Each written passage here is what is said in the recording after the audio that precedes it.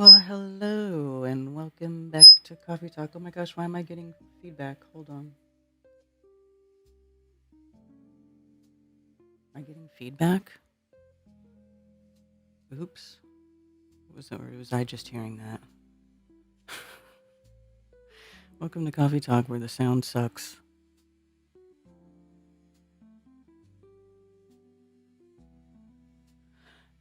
Billingtano, good to see you. Gregory Go-Go, Ginger Sugar Bush, Tommy Tell the Truth, Spicy Sarah, Paul, Grigor, Wild Eden 33, J Craft, The Mandy Effect. Hello, you lovely people. It's Moonday. It's also Memorial Day. I'm assuming a lot of you might have the day off. Who's working and who's not working? Who's working and not working? Yeah, I think I didn't have my sound settings right, so we should be good now.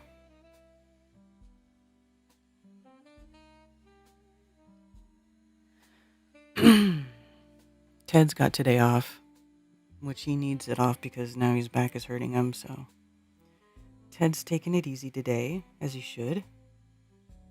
Somewhere in the background. There's been a lot of crazy stuff going on. You have the day off, Billington? Oh, nice. I'm on my third cup of coffee. My final cup of coffee. Third and final. Last Monday before going back to work, yeah. No chipmunk. As long as there's no chipmunk, I can deal with it. You know? As long as there's no chipmunk.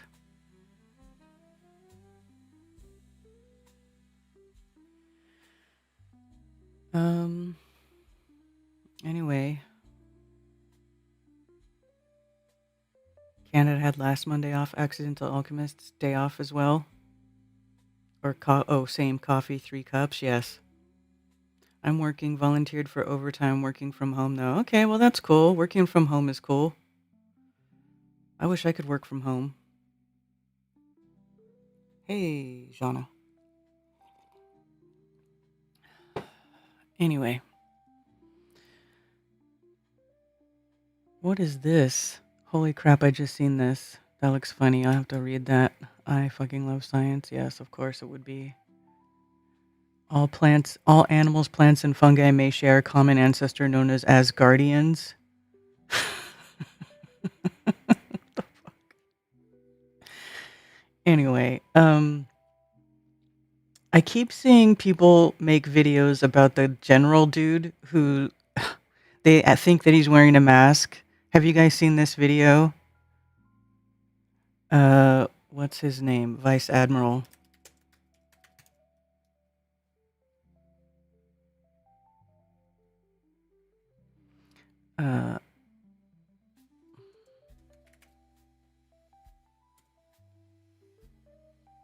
Isn't he a Vice Admiral? Yes. So everybody keeps talking about this. They've reconfigured a number of things. Best move is today. Agree with the general completely, with one caveat. Patients may be. They think right here that this is a mask coming through.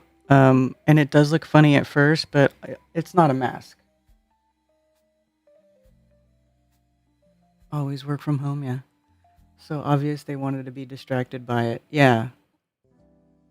Everybody's being distracted. Even James Corbett made a video about this crap. I mean, he at least has a reasonable outlook on it, that it's not a mask, that it's either a filter or it's lighting, which is what I think. I think it's the lighting.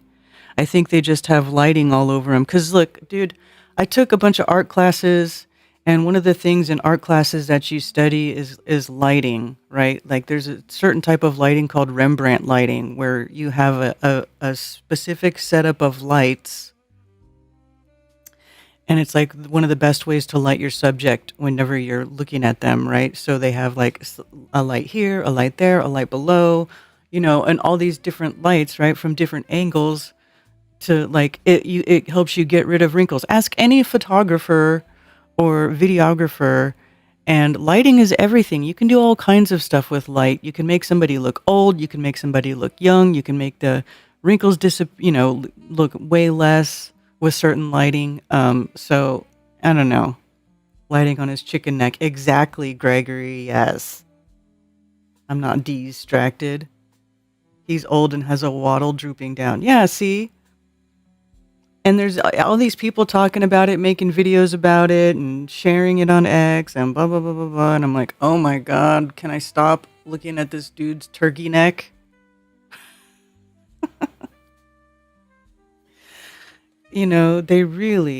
It's obvious when they want you to be distracted. And here I am talking about it.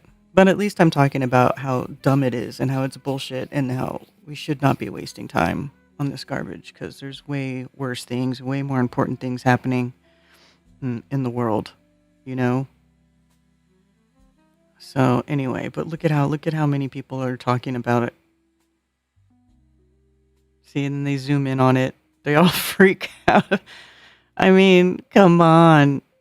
Look at Ed Krasenstein. Why? Why are you being fooled by this? But maybe not everybody knows about lighting and stuff. Not everybody works with graphics programs and knows about filters, and they don't all know that stuff. But somebody please tell them. I'm telling them now. Listen, it's nothing. Okay? It's nothing. Water and tacos talk.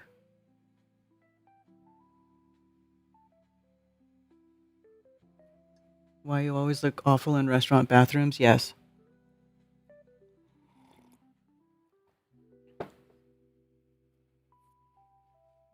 Yeah, because clearly. But this is like when diet woke people get into conspiracies. They're like, is it a mask? Or either that or they're clickbait chasers. People just post shit just for clicks. They're like, ooh, what's trending? Let me post about that and get clicks on my account and followers and clicks and followers. Anyway, it's really annoying.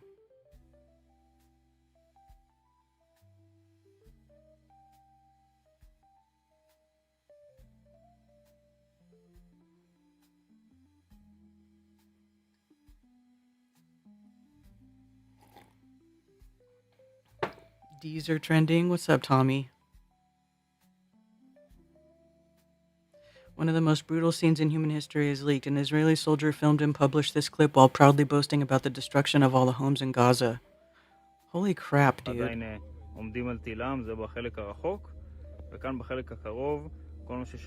Shut up. I don't want to hear your jibber jabber. Oh, dude. This is evil. This is what evil is. This is way more important than that dude's fucking turkey neck. Like, come on, people. Why aren't we getting pissed about this? Why aren't we getting... Oh, actually, I saved a video that was a rant. It was a rant that I actually really liked. Can I play a rant for you guys that I found on here? My friends. How far back is it? Did I share it or did I just bookmark it? Oh yeah, here it is. Generation is just so angry all the time, man. They're I just don't understand why the younger generation is just so angry all the time, man. They're so anxious, they're so depressed. None of them have motivation to do anything. All of them are on some form of SSRI for anxiety and depression, and I just don't get it. I just don't understand. Why are they so angry? If it hasn't already become blatantly fucking obvious, let me try to hold your hand through this. Warning The language. reason why we are so fucking angry is because we were fucking lied to. By y'all. My generation and the generation before me were lied to by y'all. Told if we just go to school, if we just get a good education, if we just work hard, everything in life will come to us. We'll have everything in life just handed to us as long as we work hard. Everything in this fucking country sucks. Everything in this fucking country is a scam. Taxes are a scam. Voting is a scam. Student loans is a scam. Insurance is a scam. Everything is a fucking scam, and it fucking sucks. All of it. All of it. That's why we're fucking angry. When it's $100 just to walk out of my front door, that's why we're angry. When there's nobody standing next to the gas pump that's nice enough to spit on it before I get fucked just trying to get gas in my fucking car, that's why we're fucking angry. When people are dropping $70 to $100 on 2 or 3 bags of fucking groceries, that's why we're fucking angry. When rent keeps going up, but nobody can fucking afford it, that's why we're fucking angry. When in the past 7 years, the average house has gone from $250,000 to $480,000, that's why we're fucking mad. When people are ending up in lifelong debt just to try to get a fucking education, just to get a degree that they can't even fucking use, that's why we're fucking mad. When both sides of our fucking democracy have been lying through their fucking teeth for fucking decades, that's why we're fucking mad. When both parties are 2 hands of the same demon that go behind the fucking curtain and laugh at us because they're working together to keep us oppressed, that's why we're fucking mad. When the government is run by fucking child predators and is doing everything against the will of the American people for foreign fucking interest, that's why we're mad. When they steal our tax dollars to give to their corporate buddies and to line their own fucking pockets while our schools and our cities are falling apart and people can't afford the basic necessities in life, that is why we are mad. How is it not obvious? When the president can sue his own fucking Department of Government against himself and have his personal attorney, True, who is now the head of the DOJ, award him a fucking $1.8 billion settlement of our fucking money so he can use it for whatever the fuck he wants true fact. with no oversight, that is corruption. And he's serving it to us on a silver fucking platter. Why are we not burning everything to the fucking ground?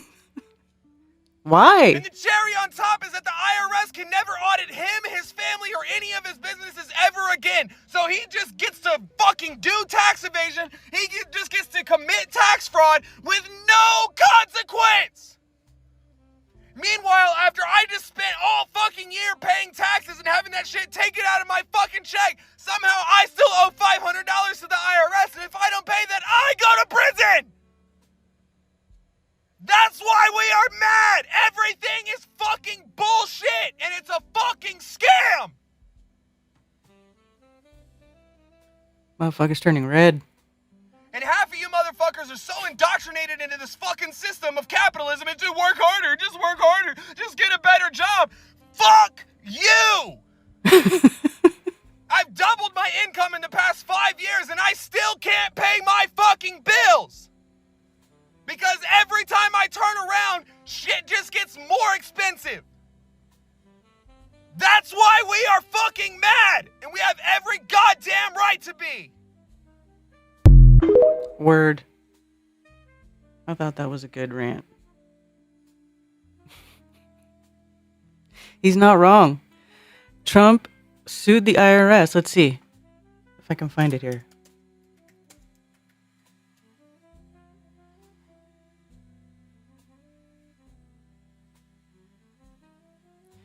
Treasury Secretary Scott Bessent admits that if Trump successfully sues the IRS for $10 billion, that money would come from taxpayers. Trump sued the IRS for $10 billion, then struck a deal with federal prosecutors in his own administration, dropped the case, and the U.S. would never audit or challenge his tax filings or those of his family or companies. Trump controls IRS. Trump sues IRS. Trump's lawyer runs DOJ, which should defend IRS. A judge questions lawsuit. Suddenly, Trump drops lawsuit and DOJ creates a $1.8 billion taxpayer-funded slush fund that is extrajudicial to pay Trump and his allies. So, this corruption is normal? Using our tax. Hey, New Hampshire, it's Karishma. Let me explain something to you. Trump controls IRS. Trump controls DOJ. Trump sues IRS. DOJ is supposed to defend IRS. Judge questions the lawsuit. Trump cancels the lawsuit. DOJ creates a $1.8 billion slush fund to help Trump's allies using our taxpayer dollars. And we are supposed to believe that this corruption is normal? I don't think so.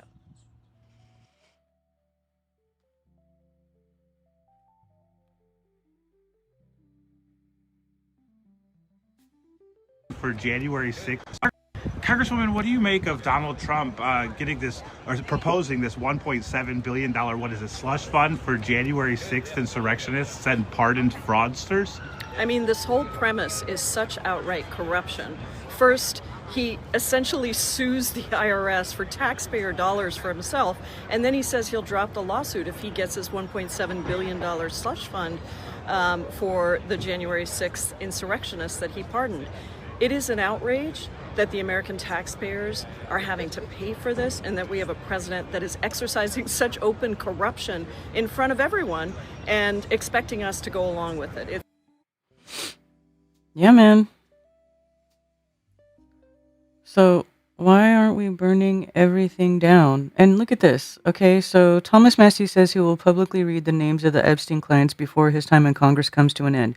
Massey says there will be no high-level arrest as long as Todd Blanche and Kash Patel work for the United States government. Massey says Melania Trump knows the truth about Epstein, not acting alone, and Todd Blanche is violating the law.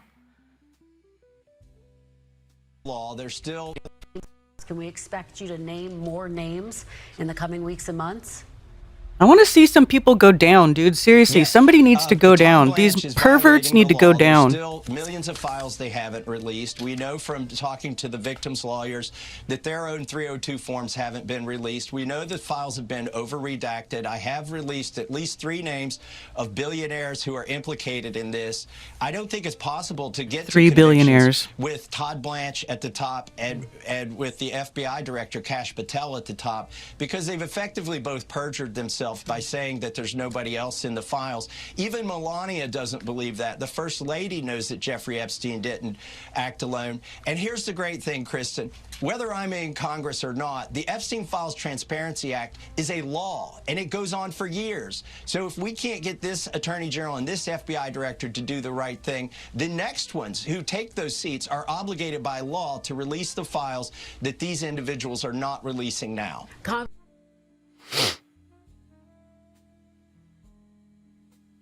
So if they're not following the law, who holds them accountable? You know what I'm saying? Who holds them accountable? Hey, what's up, Chicago artist? Hello, Andrew B. I claim 0 on my taxes, yet I still had to pay about $4,000. Holy crap! Hello, Liz the Iron Maiden. By Mark Walnut Productions.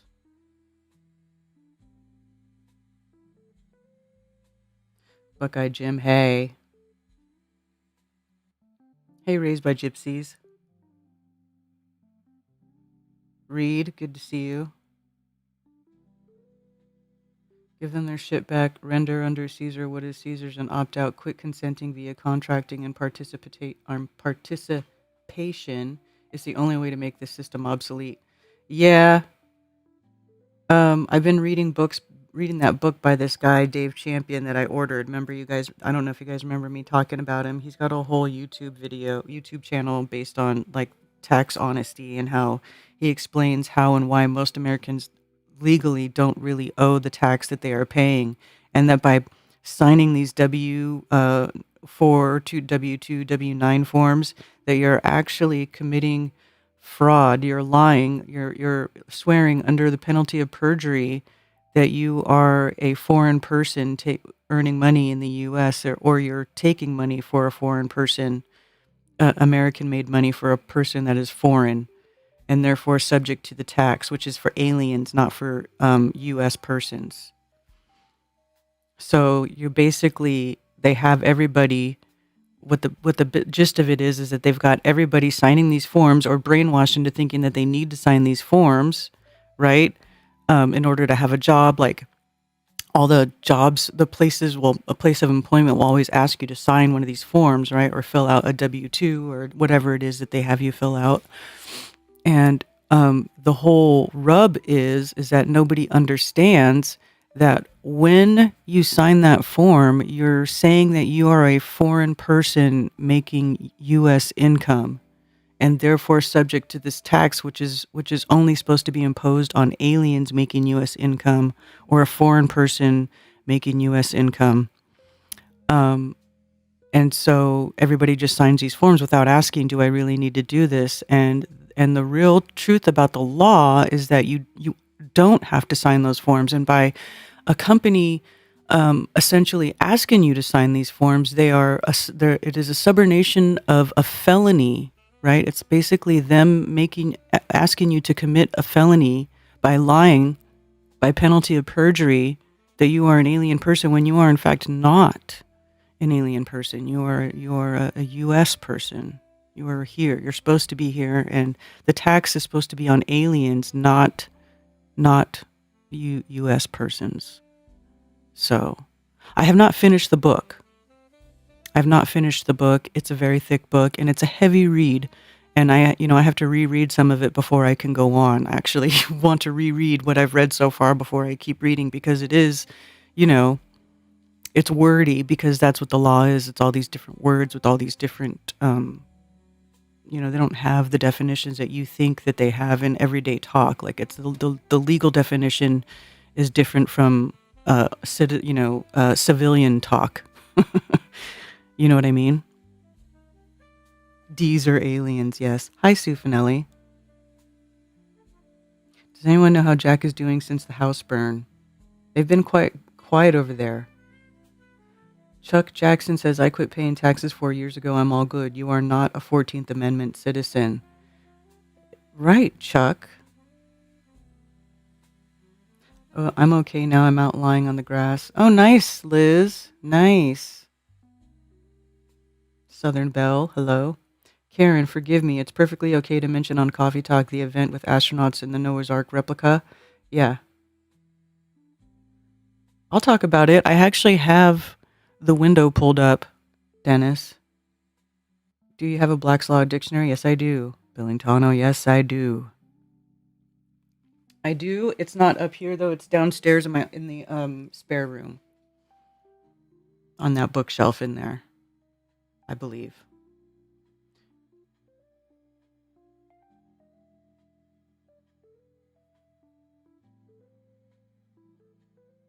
Legalese deception, yeah.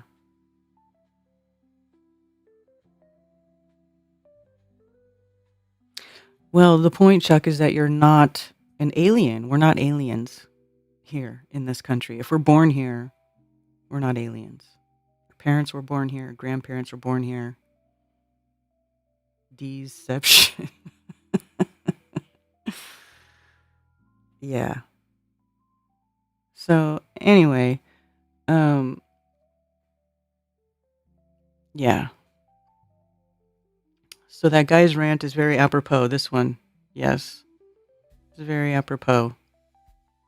Right? Because it all is a scam. And we know insurance is a scam too, because what do you get? You get insurance. A lot of the people that lost their homes in Helene learned that the hard way, right? They learned that, they could have home insurance, but if you don't have very specific flood insurance, and your house goes underwater, you're screwed. You're screwed. They don't pay for that. So, and there were some people who had homes that their homes were flooded, and it wasn't even required because it wasn't really considered a floodplain because it had been it's like something like 500-year storm or something. It's just like it's one of those freak things, like the lay of the land and everything, the way that it worked out with that hurricane and all the water that it dumped. It was just a very unfortunate series of events that led to a lot of destruction. You share that link to the rant? It's just here. It's on X. What here?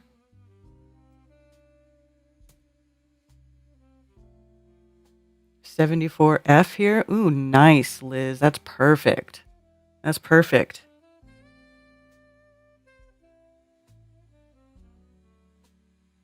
$74 Fahrenheit in Scotland. What is that in Celsius?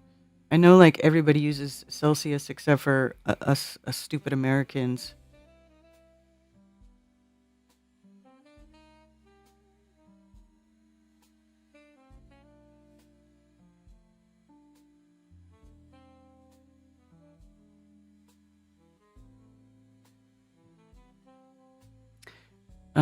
Israeli arrested in northern Cyprus after live embryos found in luggage during a smuggling attempt. He was smuggling live embryos in a suitcase. I don't think this is the actual picture, but isn't that crazy? And these are beyond embryos.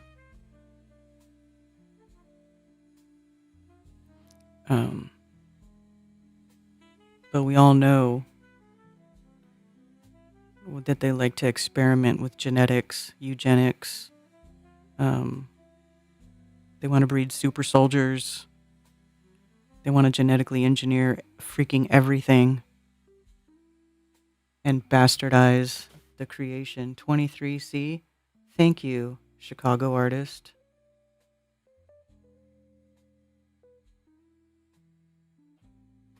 There was a band called Flat Earth Society.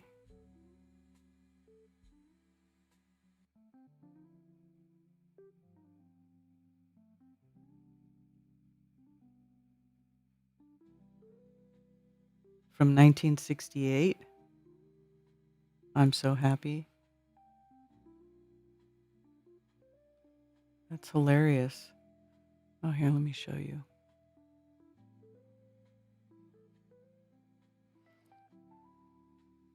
Flat Earth Society, Waliko. What is the Waliko? Is that the name of the album? And then they have a song called I'm So Happy. Feeling much better, midnight hour.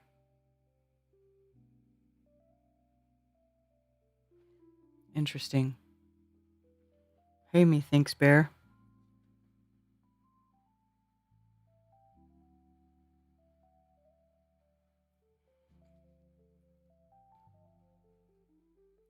So anyway, what Dennis is talking about, and I wonder if there's anybody here who would want to go. This is going to be happening in Williamstown, Kentucky at the Ark Encounter.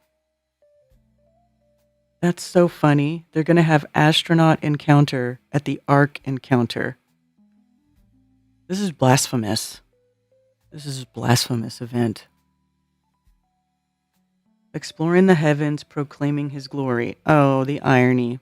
Backed by popular demand, the response to our first ever astronaut encounter in 2025 was so overwhelming that we're doing it again.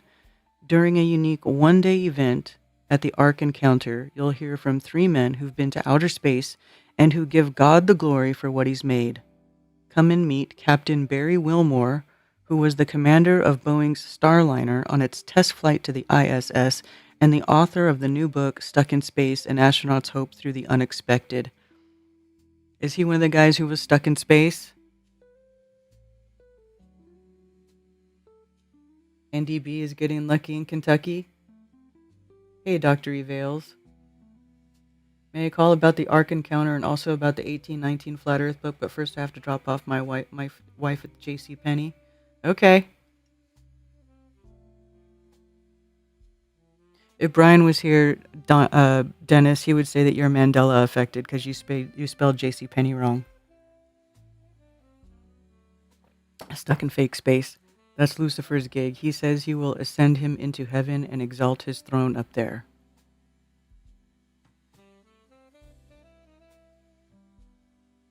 Hello, Enlightened Dawn.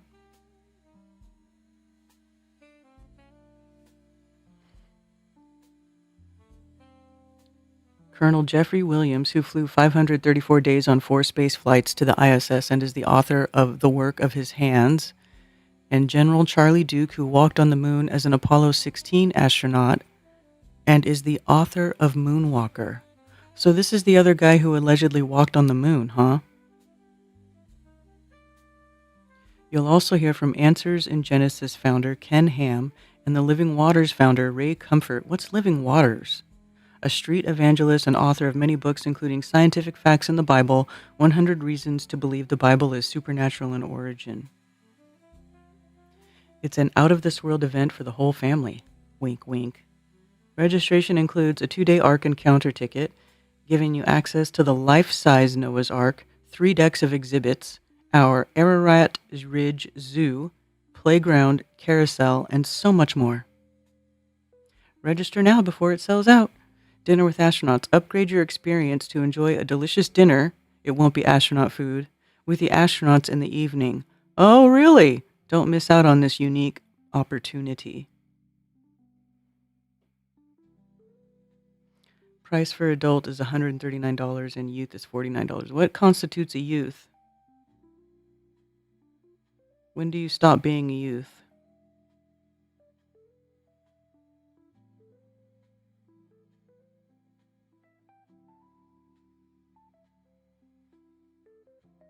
General Charlie Duke. This is the guy who says he walked on the moon.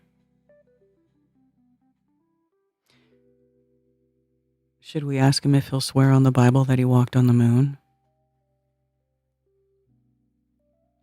Ray Comfort also made a video against Flat Earth. Did he now? I'm not familiar with this Ray Comfort person, effed up world. I am not familiar with him at all. He looks like a not a person I really care to be around. Written more than 100 books. He co-hosts the award-winning television program Way of the Master, which airs in 190 countries. That's like all the countries.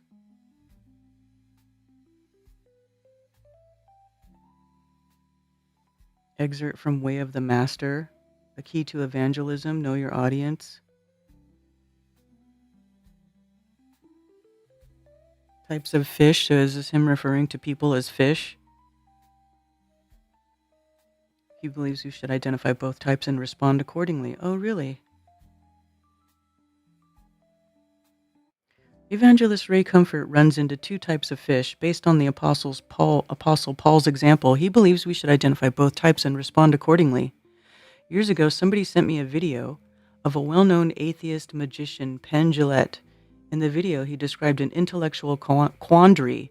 He was marveling that some of his friends, who were savvy people, could believe the foolish stories in the book of Genesis.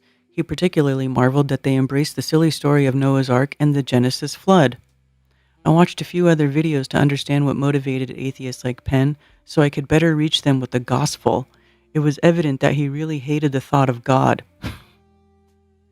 Rumor has it that he even crossed out "In God We Trust" from every dollar bill that passes his way. In one video, Penn twisted a verse to say something it didn't and then showed his disdain for the whole Bible by kicking one and then throwing others over his shoulder. He had questions, but he wasn't humbly seeking answers. So what do we do with people like this? Oh, I see. Just leave them alone. Who cares? Let them do what they want. They'll figure it out. People have to come to these realizations on their own. So when I fish for men, I'm looking for those who are humble, and I test the waters with 3 questions. Do you think there's an afterlife? Second, do you think you're a good person? And third, are you afraid of dying? Is Ben here? Hail, Ben. Boston Ray, good to see you. Fish going to follow them around.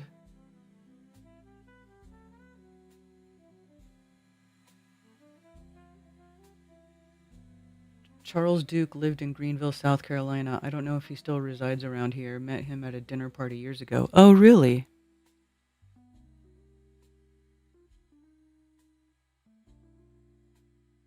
The astronaut guy. You met the astronaut who walked on the moon, Jana? Is that what you're telling me?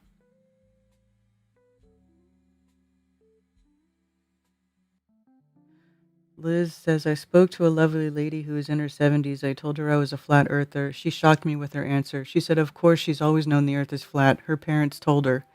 Liz, that's awesome. See, people think that everybody believed in the globe forever, but they didn't. They didn't. This is new crap. The bar guy politician got second place from what I saw, I think, in Iowa. Oh,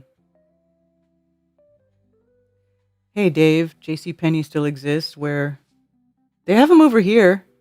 Ray Comfort.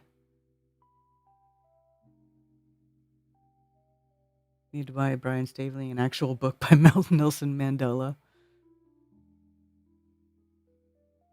Brian is in a better place now. Yes.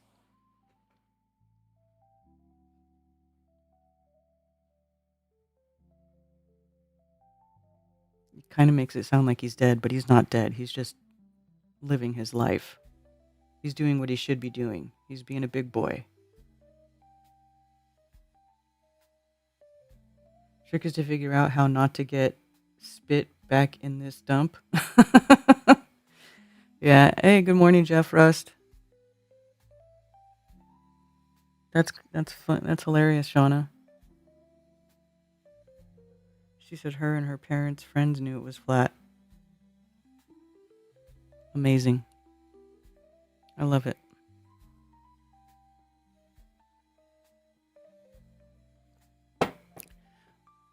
So you don't see Neil Armstrong out in public. Is he still alive, or did Neil Armstrong die? I can't remember. Yes, he did die. He died in 2012. But he was pretty quiet though, right? Like he didn't really do very much after the moon landing crap, right? Except for, was he in Astronauts Gone Wild? Did Bart Sabrell actually get to talk to Neil Armstrong, or was it just Buzz?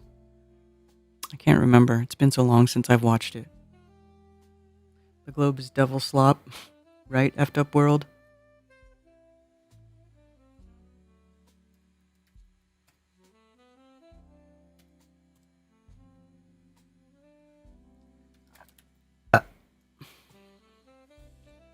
Scusa.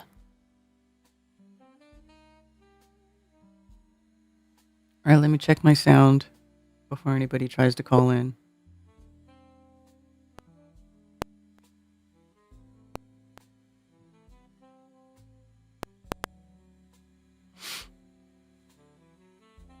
This is not working so great.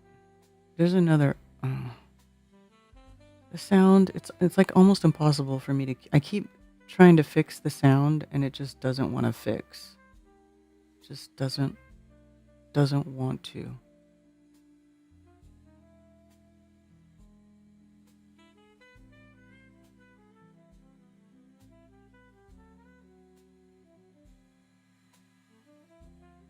Let me see. Check.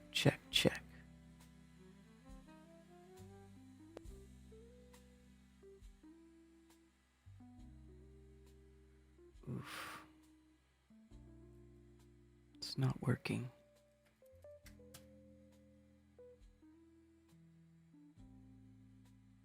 They don't want me using Google Voice for free anymore. Oh.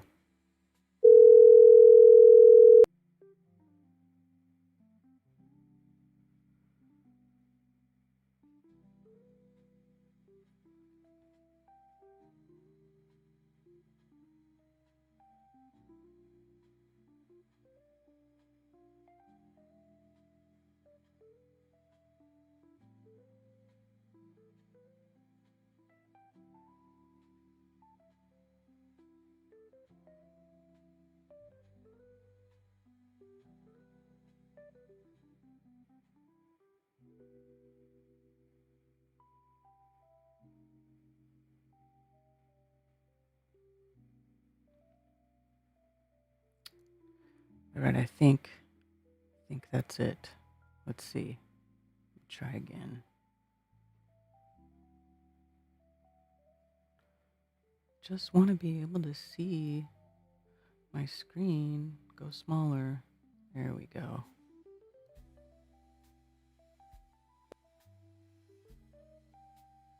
It was working.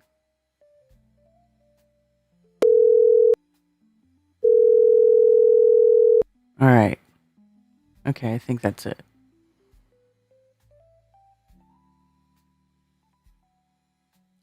They're egging us on.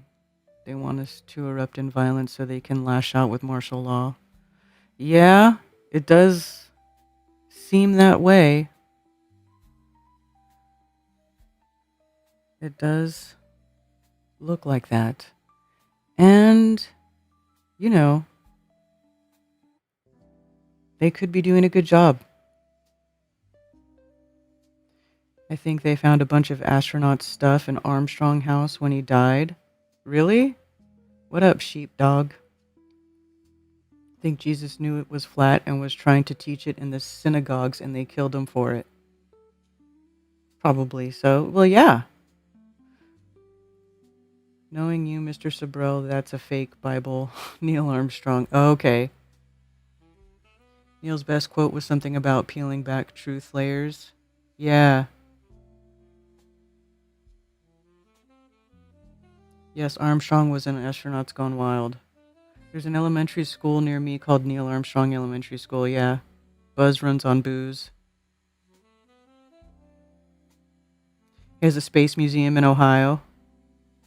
Or there is one named after him. The Great Rob Skiba clips trending second monthly on BitChute by Silver Surfer. Cool. Cool, Sufi Bear. R.I.P. Rob Skiba. Nope, she said her and her parents' friends knew it was flat. Yeah. Let's check this band.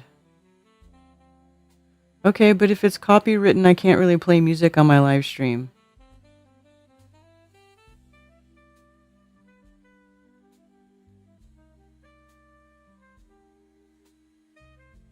Ray Comfort believes all the lost will be fried in hell. Does that true? Some of these religious people are such jerks. I mean, he looks like a jerk. He looks like he would tell you you'd fry in hell for not believing this. This is Ken Ham. Interesting name, Ken Ham. I bet he milks that. Right? Because Ham, what's one of Noah's sons' name is Ham, isn't it? Ham, Shep, and something else. Let's see.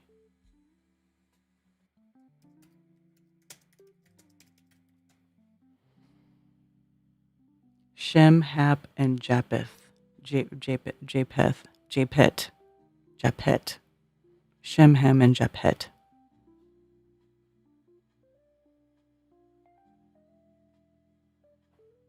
So there you go. Interesting.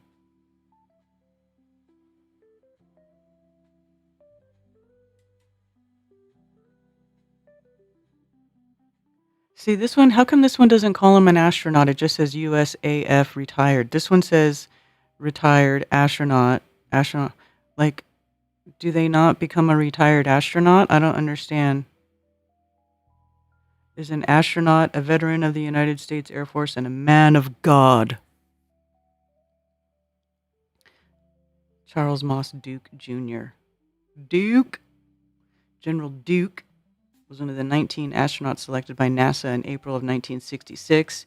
He served as lunar module pilot of Apollo 16 from April 16th through 27th, 1972. He was accompanied on the fifth manned lunar mission by John W. Young and Thomas K. Mattingly II. Apollo 16 was the first scientific expedition to inspect, survey, and sample materials and surface features in the Descartes region of the rugged lunar highlands.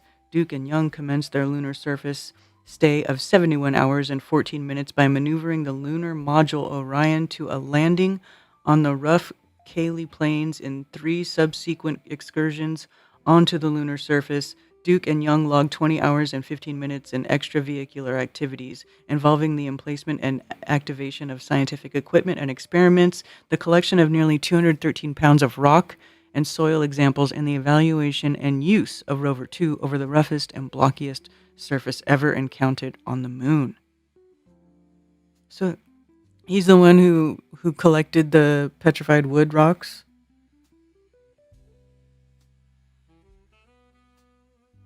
Astronauts.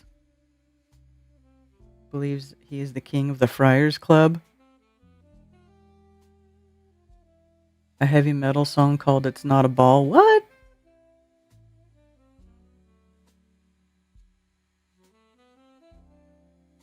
Flat Earth Boot Boys.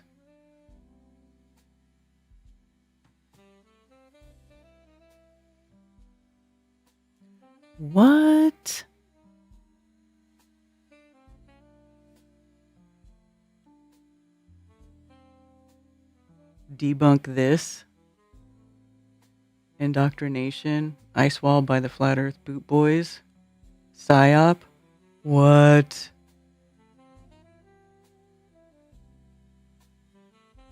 I wonder if it's copywritten. USA! Home of the brave! A bunch of cowards! You all be evil and bad! Do what you know! Whoa. Whoa. It's a little heavy. It's pretty heavy shit. Very nice.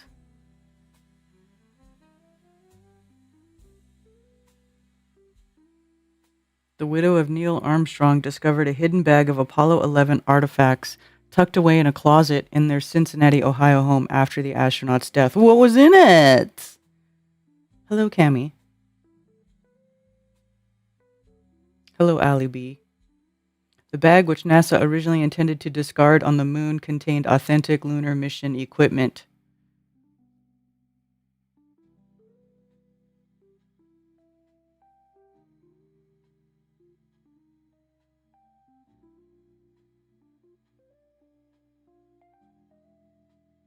Sounds like Motorhead, yeah. An actual flat earth band, imagine that. Sound makes me aggressive, yes. I used to love stuff like that.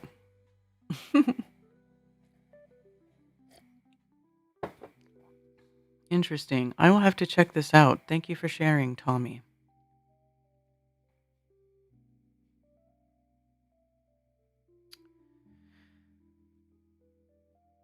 So Dennis wants to go to the astronaut experience at the Ark Encounter.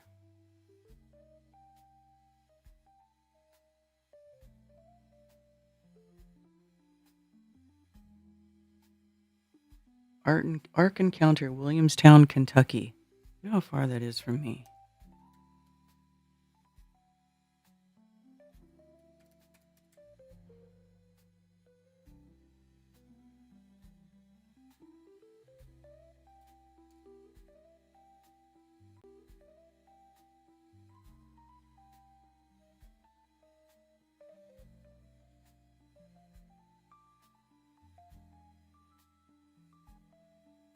The Ark Encounter is...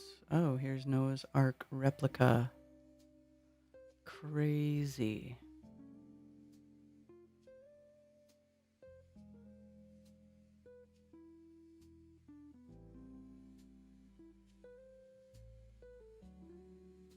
It's about a 7-hour drive. 6.5 to 7-hour drive.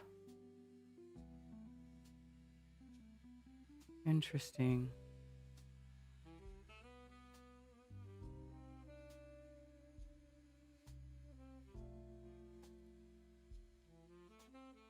Has anybody been to this thing?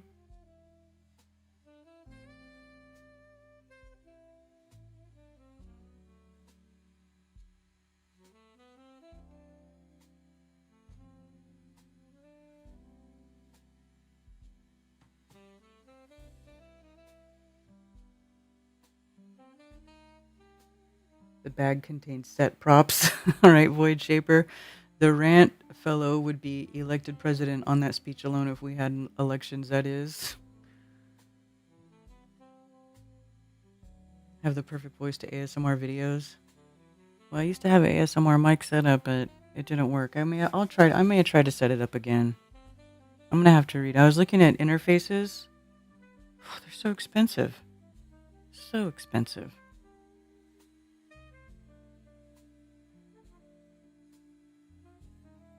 What is that, Tommy?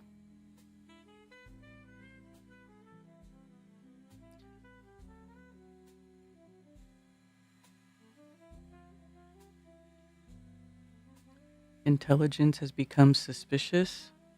Oh, because of all the AI. My high school just had just over 300 students. It was the only public school in the county. Needless to say, we weren't accustomed to success. Talent isn't only found in larger places, but our school simply had a smaller pool from which to draw. Yet our basketball team punched well above its weight. In my 4 years, we won a district tournament and the All A region tournament 3 times each. I'm proud to say I was part of the team. For the sake of full disclosure, I wasn't the reason. I was the guy at the end of the bench. I didn't see the floor unless the outcome was already decided. Once my coach asked me to keep stats during the game, that moment made my role crystal clear. Our odds of winning were better if I had a pencil in my hand, not the ball. What is this, Tommy? Oh, I thought of that acceptance recently while watching a 2018 documentary called Behind the Curve. Oh, my desire was to play outweighed by my desire for the team to win.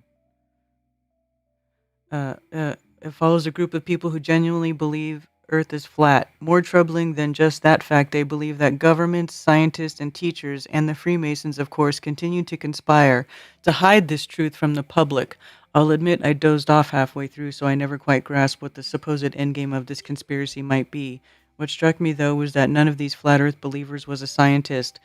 None had relevant degrees or worked in any related field, although one had won a virtual pinball tournament. However, they were all certain they knew better than experts who had earned the advanced degrees and dedicated their lives and careers to astronomy. It sparked a question that I think of with increased frequency. Why do people believe they're right when the experts say otherwise? Oh, God.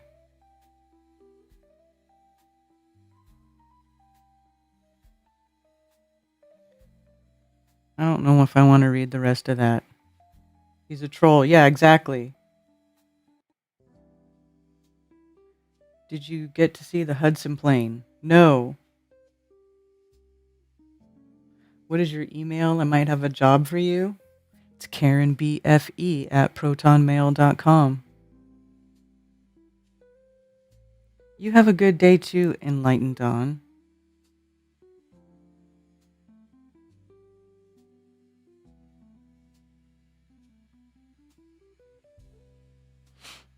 I have not gone to see the Hudson plane. It's right. It's in Charlotte, right? Isn't that what I found out, that it's at the Aviation Museum in Charlotte? No, friend, I just have not gone yet. Although it's about to be summertime, my kids are going to be out of school, or they are out of school, so it'll be easier.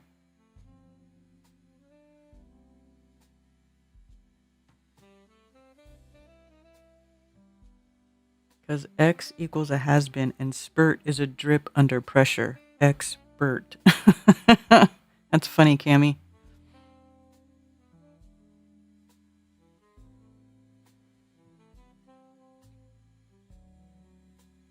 I want to see pictures of the Ark. Full-size Noah's Ark. The Ark was larger than most people realize, at 510 feet long and 51 feet high and 85 feet wide. Converted to modern measurements, the numbers alone do not express the immensity of the biblical ship. Beautiful craftsmanship. Ark encounters the largest timber frame structure in the world, built in part by skilled Amish craftsmen from standing dead timber. Oh, that's interesting.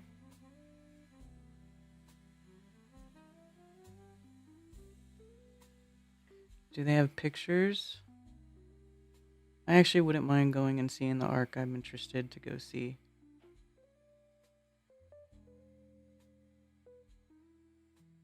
What did it look like? How many animals did it carry? Why did Noah build it? Da-da-da.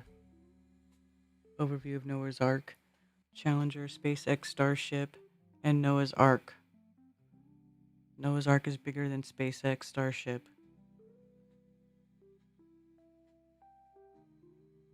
How long is a cubit? Yeah, that's the one thing you gotta figure out. How long is a cubit?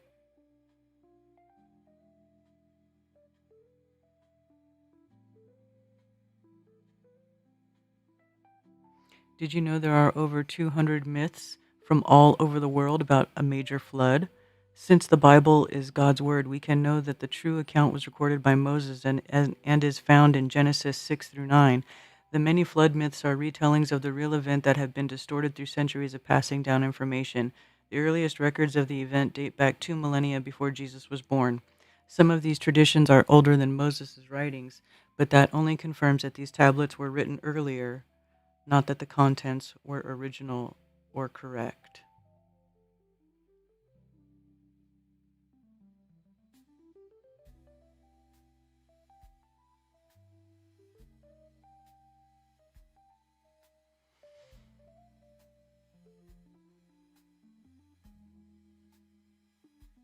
Construction of a boat, destruction of all humanity, dove, raven, sacrifice. Oh, these are the similarities. Ark of New, Hawaii, construction of a boat, New versus Noah, rainbow, post-flood sacrifice. Noah. Huh, even the name is similar to Noah in these old things. Interesting.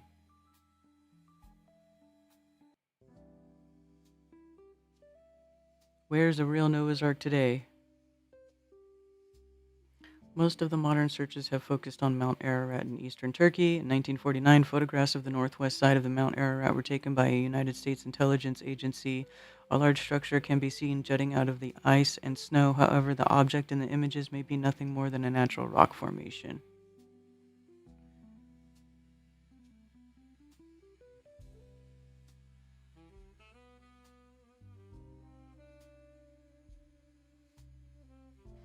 Didn't they, at one of the locations, do some sort of like metal detecting and they found allegedly like, or they were, was it, they did something, I want to say I watched something where they say that they found like pins, like big, huge things used to build the ark, like metal, you know, nails, but they're huge for building the ark.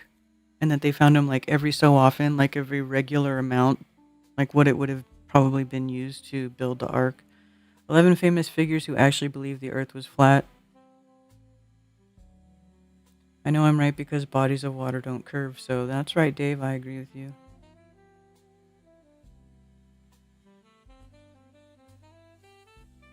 People are flat adjacent now. I can get the conversation started now. I can't get people to understand why they hide that it's flat. I feel like the NPC hive mind has added flat talking points. Probably. Middle finger to elbow equals a cubit. Yeah, but everybody's got a different height, so that would be different for everybody. So it must be like the size of an average man or something.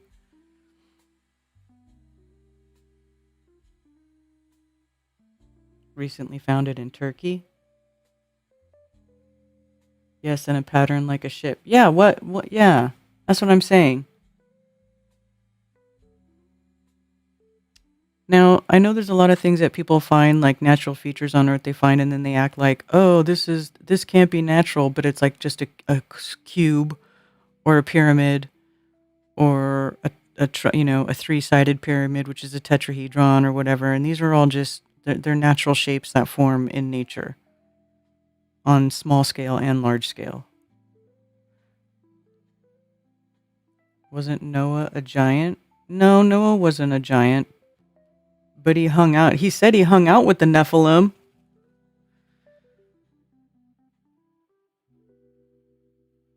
The suppression likely began during the Age of Exploration when maritime powers Portugal, Spain, and later Britain needed to monopolize navigation knowledge.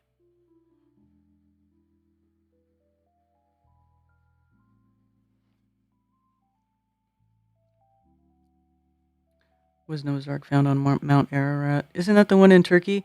Another proposed location is Durapinar Formation. This arc-shaped formation lies approximately 15 miles from the summit of Mount Ararat. It was popularized by Ron Wyatt. Yeah, I think this is the one, who claimed to have found numerous artifacts in the vicinity to corroborate his claims. Often heralded as the remains of Noah's Ark, the Durapinar site appears to be just one of many similar-looking geologic formations in this region of Turkey. So does this place not think that they found the actual location of Noah's Ark? George Hagopian claimed that when he was a young boy in 1908, his uncle took him up to Mount Ararat to the Ahura Gorge area. So there's two different locations on Mount Ararat that they think were possibly I thought there was I didn't realize that there were two. At least a dozen expeditions have explored the Ahura Gorge since then, but to date, none of these adventures has found the remains of Noah's Ark.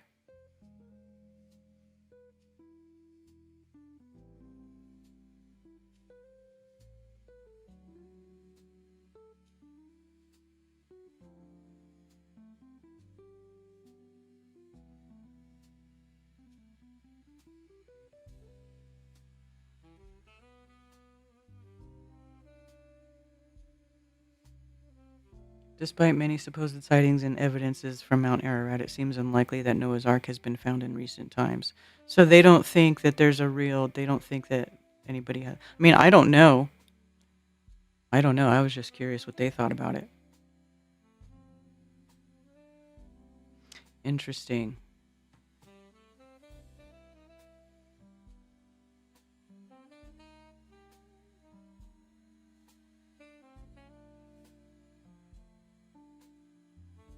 They don't have a lot of pictures of it. They just want you to go there, I guess. See inside the ark. So they have wax Hebrews in the ark.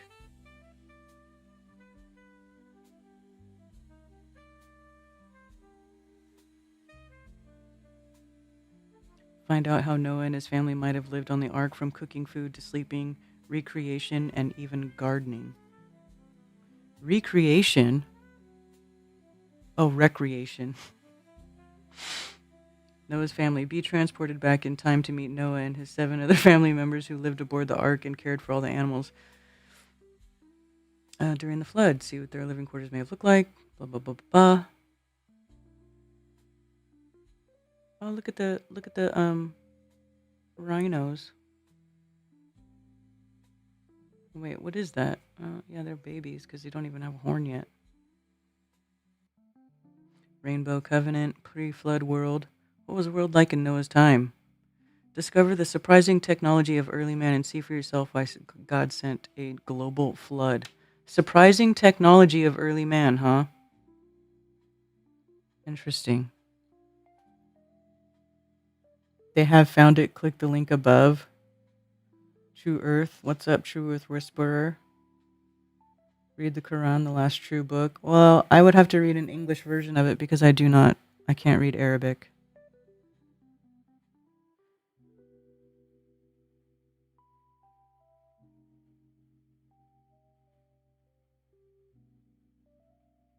Key actors at this stage: the Portuguese crown's Casa de India, which tightly controlled all the navigational charts, in the Vatican, which had theological and geopolitical reasons to reshape cosmology, early cartographic guilds who were paid to produce approved maps. Yeah.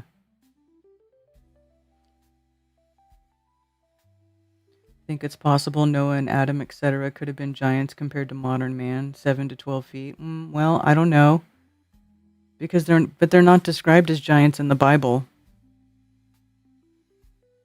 And also, if they were giants and we were using their bodies to measure a cubit, then why isn't the cubit bigger than the size of is our size right then? It wouldn't be right. If you believe the maps of the Holy Land are accurate to the geography of antiquity, so sorry for you. Well, I would think that a worldwide flood would definitely change geography. I do know that Noah,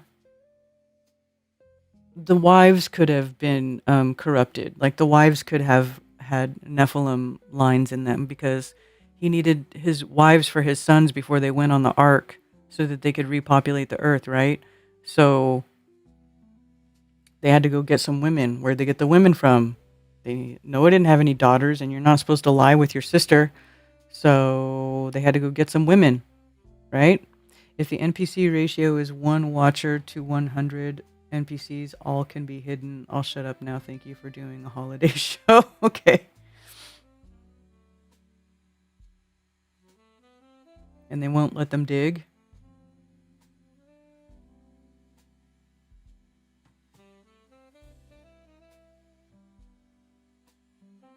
It's easy, just read right to left, right. That's why you need to read the Quran so I can learn Arabic. Not against it. And 2, Esdras says that the people at the beginning of the creation were the largest in stature, and as generations go on, we become smaller in stature. Really? Is that in 2nd Esdras? Can I read that? I want to read that now. Is that a thing? Is that a book in the Bible, or is this one of those non-canonized books?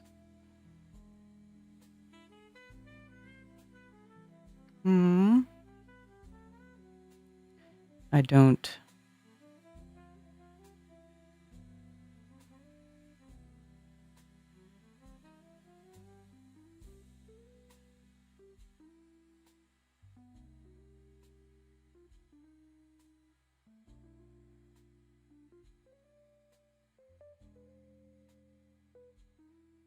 Ezekiel.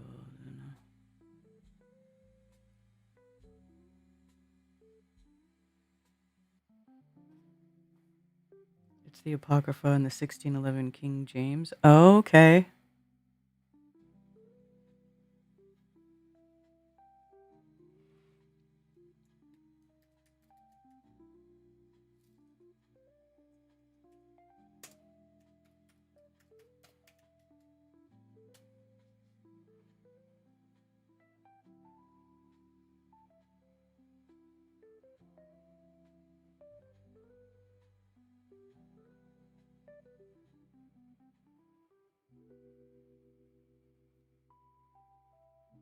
I'm interested in that. I've not read that.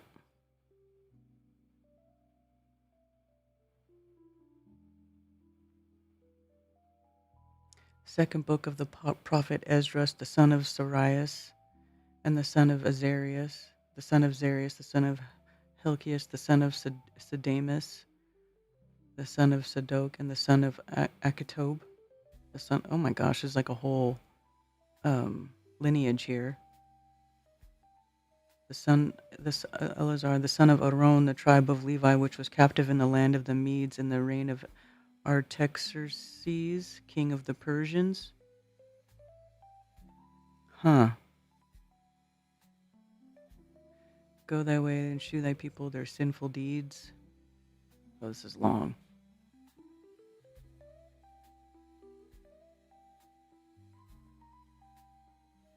Interesting. I'll have to save that for later.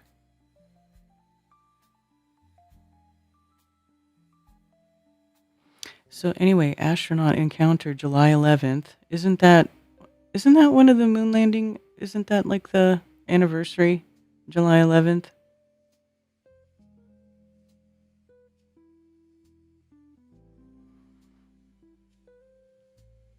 Enjoy an early bird discount on adult registrations through June 10th, 2026. Registration includes Ark Encounter admission for 2 consecutive days. Huh. 11 to 17. Oh, so my daughter is a youth. Very nice. And children are free. 10 and under are free. Very nice. Boxed lunch. Do they not allow outside food, or what's the deal? A buffet voucher. Dinner with astronauts. $65. Wonder how many people are going to be in that little dinner hall. Second Esdras 552.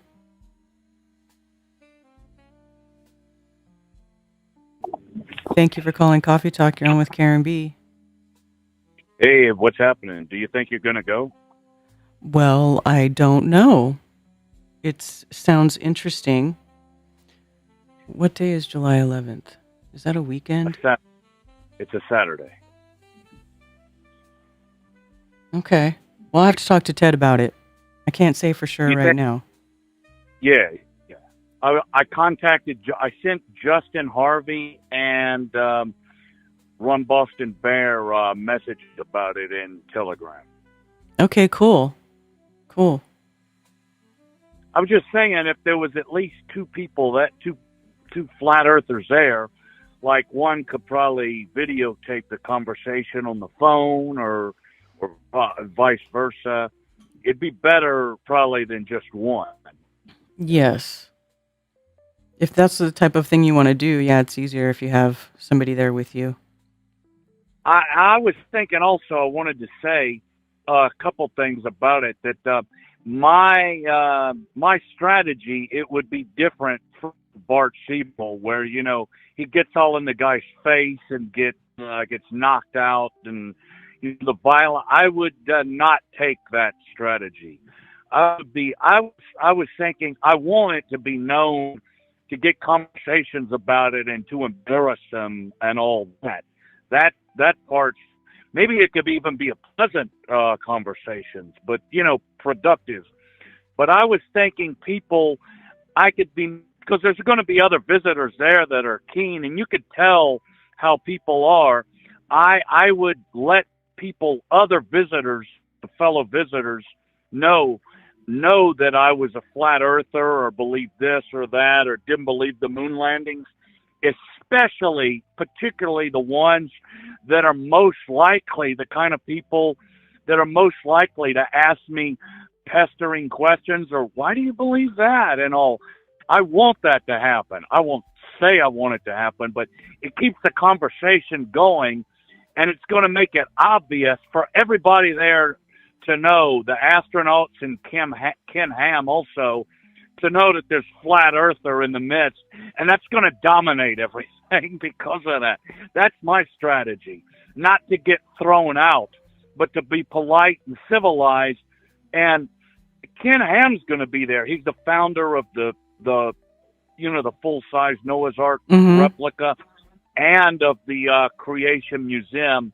I don't know, maybe that's 100 miles away or 50 miles away, in the vicinity. These are both, by the way, they're in Representative Thomas Massey's district. I think it's in an evangelical rich area, so that's part of why he probably got elected. But anyway, yeah, that's my strategy with these, especially that they'll probably try to. You said that, I didn't realize, somebody pointed out.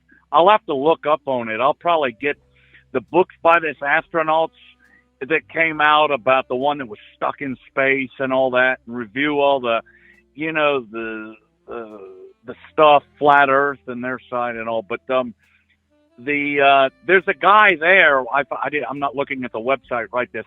It's written articles against flat Earth, at least one or two. Somebody in the chat, I think, mentioned that. So I'd like to, they might try the strategy. Well, you may want to talk with this guy and then, square us off with that idiot. And then, so don't bother to try and pigeonhole us like that. That might be the strategy. But, I'm going to pay for the dinner also. It's not very expensive. It's like, I think it begins at 8 a.m. to meet the astronauts and eating. There's a lunch and also I think the lunch, you got various options. One is there's like these bag lunches and the other's a buffet. So the buffet is a possible opportunity to eat with the astronauts. And then there's a dinner that's $65 extra, a dinner with the astronauts and Ken Ham also. So it's not terribly expensive and it's an all day affair. So I'd like to milk it for everything. It's everything is worth, and you get a 2-day ticket to visit the Ark itself, also. I'm actually interested in seeing the Ark.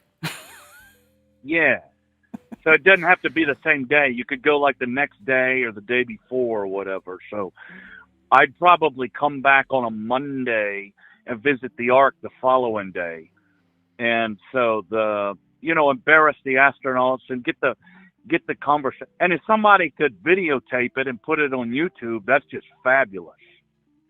So, like Justin Harvey, that was my first thought, because he's done that stuff. He goes up to former astronauts and all, and in public and embarrassing. He's gotten thrown out of a couple places. Sometimes he's more polite, but there was he does a lot of that. He also questions politicians and stuff and asks them a lot of hard questions, which I really like too. He doesn't just do the astronaut stuff. Yeah, it's not only flat Earth stuff. I mean, he's flat Earth. I've seen him at flat Earth conferences. He spoke, but he's in this group called We Are Change, and I think he's in the Orlando chapter. He leads the Orlando chapter of We Are Change, which is actually an international organization. Mm-hmm. So their website has stuff in cities across the world. But that's Saturday, July 11th. So because it's not expensive, I'm thinking, it's doable. I'm thinking about buying the tickets. I recently spent a lot of money on stuff, but I'm thinking about buying the tickets this coming Saturday. At least the tickets for the thing, maybe the plane tickets too. But I'll this coming this weekend. There was one other thing I wanted to mention. Not as much on this. I posted about it in the Rebellion, your Telegram chat. That 1819 Flat Earth book called The Anti-Newtonian. Mm-hmm. And there's another little, not very long, but there's another book that the author also wrote, allegedly a volume 4 of a series, came out that same year. It was that there's an article by these globularists, these people, I think Glenn Holland is his name, that came out recently, just like in January, February of this year, like 3 months ago, 4 months ago or something. And this author, because this book has, just so people know, Robotham founded the Flat Earth movement back in the 1850s, mid 1800s. And this book that from 1819, it has so much similar to it, almost everything, except it's almost certain that because it's identical, except for the stuff in the Antarctic regions. It's a little bit different. Just Robotham made it simpler and dismissed that stuff. The two poles, like the stuff that Elizabeth Blount was and Albert Smith were writing about 100 years later in the around 1904 stuff. This author from 1819 knew all that stuff, and he had that in there. He was very aware that there was an astronomic pole in the far south regions, and it's in his Flat Earth book from 1890. But Robotham didn't include that part, so he's arguably Robotham's mentor. And this article that came out about it in January of this year, I think it's called The Skeptical Inquirer. It's online, but there's a paywall. So I'm going to go to my university and see if I can copy paste it for free and post it in the Rebellion, so we'll have a copy of it. But this author, his name is researcher Ben Holland, who's a globularist. He's not a flat earther. But the title of his article in a couple months ago, it's called, "Did the Anti-Newtonian Inspire the Flat Earth Movement?" And he found out his name. The guy that we didn't know his name, and his name is apparently, James Fosbury. James Fosbury is evidently the author of that 1819 Flat Earth book entitled The Anti-Newtonian. And, it's online for free. And I think you can get from the Books Dispatch. It's an online reprinter, sells copies of it. I got a paper-bound copy of it. Anyway, James Fosbury, and it has a link. I think it's just a one-page letter that he wrote to the British Board of Longitude in 1819, asking them to review his system of the universe. So anyway, that's what I wanted to say about that. Okay. But the main thing, if anybody's interested in this Saturday, July 11th visit to the Ark, I'm down.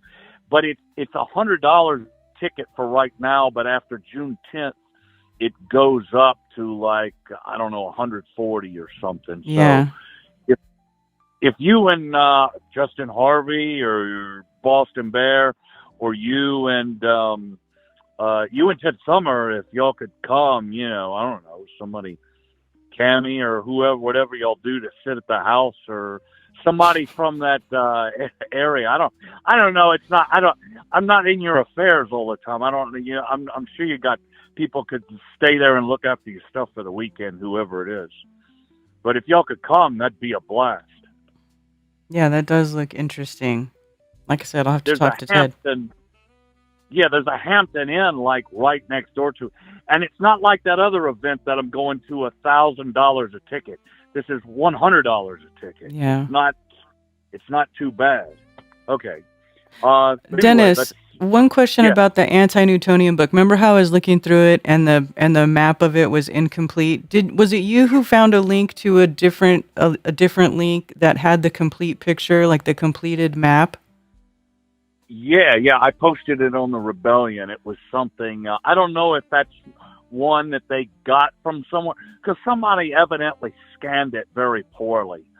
So there's one, I don't know if they found an original or if they pieced it together like somebody. There was this one caller when we were talking about it a couple weeks ago. He suggested that you could, just extend the lines, because it's obvious, because only a thin sliver of the map is missing. And so there's another sliver of it, but it doesn't, on the third page, but it's just, it doesn't add anything. That's just a copy of, that's just a fragment of the map is already included. Yeah, but I thought you sent me one that was different, that looked like it was complete and it had the 2 dots that it was describing in the text, but wasn't on the map that I had. Yeah, I did. It's in the Rebellion. Maybe have to scroll back a couple weeks or so, but it's in there. I could scroll back and find it, but it's in there. You might have to, bring it on your computer and blow it up, or well, that's what I want to do. I forgot to save the link. Yeah. I'll try. I'll go in to repost it, because it's nice to have that. I'll try and do that myself, because I got the book as a paperback from the book patch. I ordered it and it came in during the past week.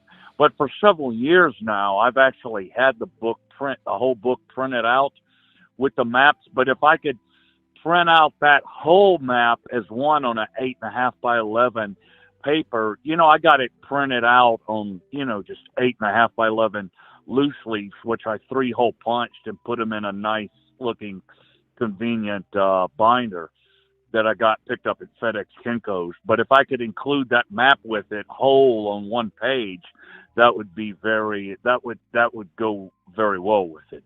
So anyway, that's all I got. But if anybody is interested to go into that meet the astronaut. Oh, I know what I wanted to say about that. Sorry, since I'm talking. Danny Faulkner might actually be there. He wrote all these articles. He attended most of these Flat Earth conferences, and he attended the Flat Earth conference, the Flatoberfest in Vegas in 2023. Mm-hmm. And this is my opinion. I think his writing, the quality of it improved over time, because when he was at the FDIC's, it was just blanket condemnation and arrogant also. Well, I know more about it. He does. I got all these Flat Earth books, and I forgot more about it. It's arrogant rubbish, and he's not adding anything. But at the Las Vegas, his criticism was more useful. I know he showed some. You could tell the article he wrote about, the review that he wrote about the Flatoberfest 2023 after it happened. Mm-hmm. I read that, and it's he has some criticism. I tend to do. Flat Earthers have different opinions among ourselves, but I tend to do these guys are creationists, at least. And some of it, I thought some of his criticisms were I won't mention names, but just respect. He said he tended to be more critical of the speakers on the second day of the conference, which was, I saw the lineup. I was more interested from the beginning in the ones on the first day already. There's some, what do you say? There's some commonalities there. What can I say? He's not a flat Earth, the difference. But I saw in his art, he showed more respect for flat earthers who had been there for years, and some of the theories, he was like, this is too much. And I thought the same thing about him.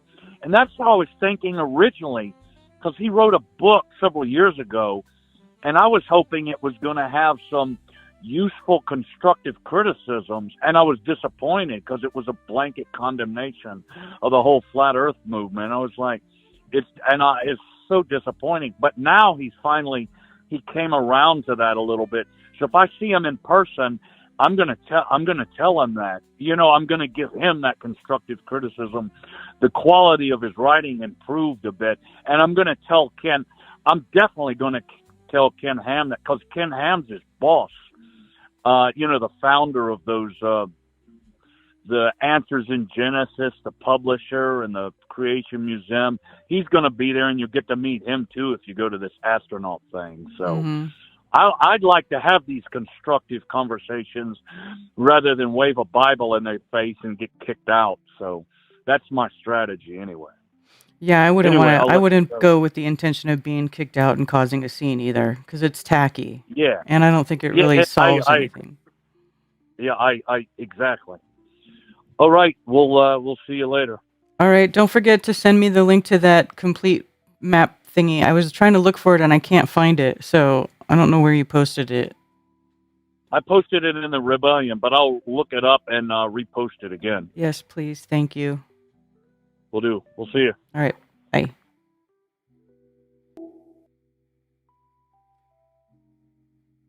Astronauts have to make a paycheck. Why would an event whose primary purpose is people accepting Jesus in order to be saved charge $100 for a ticket? Some things never change. Well, I don't think that's the purpose, is people accepting Jesus, is it? Is that really? Or is it just astronaut encounter?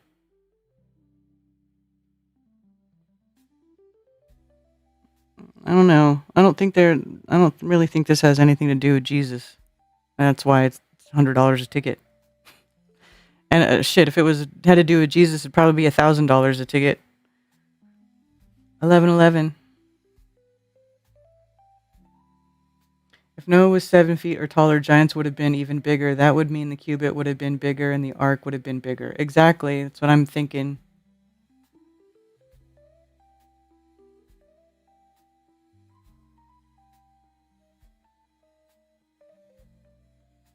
Danny Faulkner has recently uploaded some videos, and if you watch them, you can see that he has become much more accepting of some of the things we have been saying. Oh, really? I don't watch Danny Faulkner videos, because every time I read his articles and stuff, he just flat out lies. Some of the stuff he's saying is just blatantly not true, objectively not true. Everything they do is about people getting saved. I thought they were just trying to make money. Danny and I have had some very interesting conversations. He has always been a very nice person. He is nice in person. It's not like he's a mean person. He's not nasty to be around. But when you read the stuff that he writes, you're like, bro, that's just not true. But he'll be nice in person. He'll even pose with a flat sign,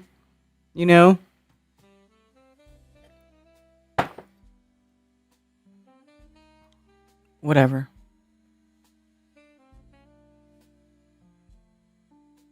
Ararat Ridge Zoo. So why would they call their zoo Ararat Ridge Zoo if they don't believe that Noah's Ark was found on Mount Ararat? Why? Do you know what I'm saying? Aren't we all supposed to be buying cars or mattresses today?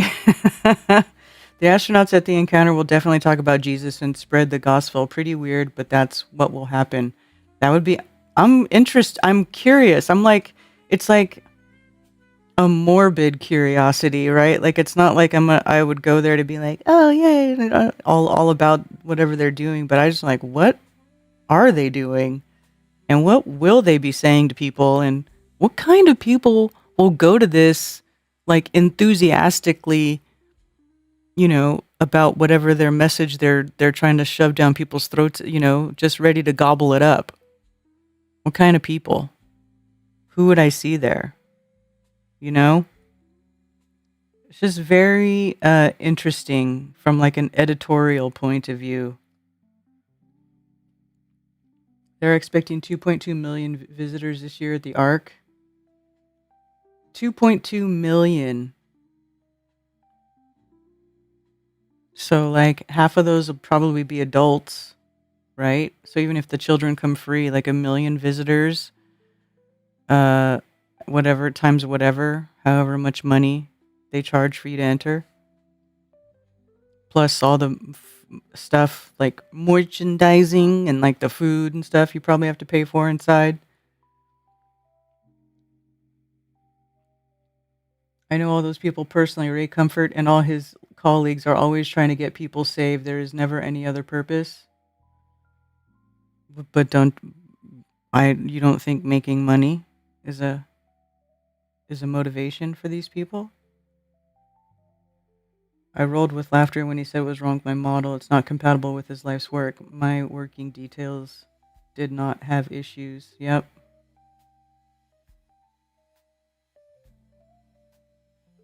Scientifically speaking, I know. But then the globe model has all kinds of issues, scientifically speaking. All kinds of issues. But you know how it is. People just flat out deny the very thing that is like right in their face. There's nothing new about that.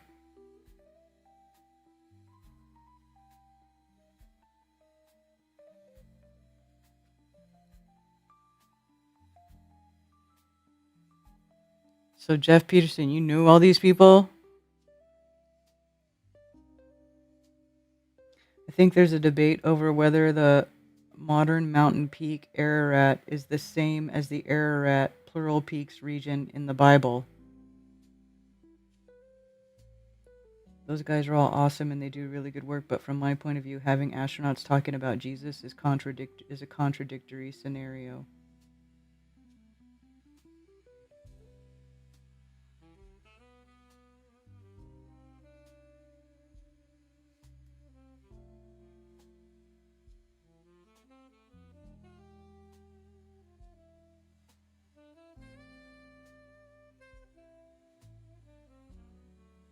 I mean, I'm not against it, but I agree with you, effed up world. Having astronauts at the Ark experience or the Ark encounter to talk about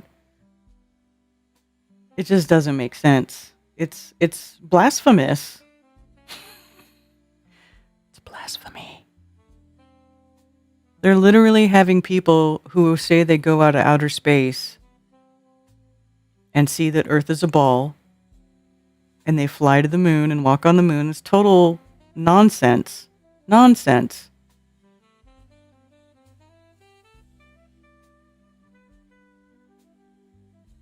So they can't be that great of people.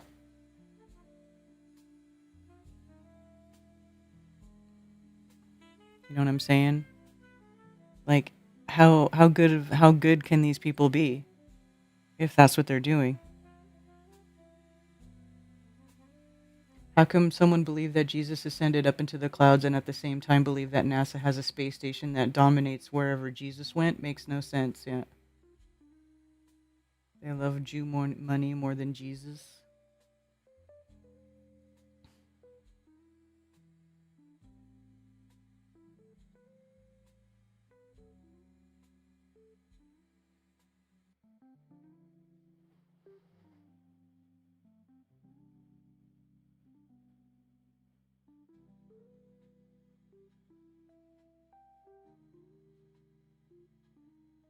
Gilgamesh has a cube.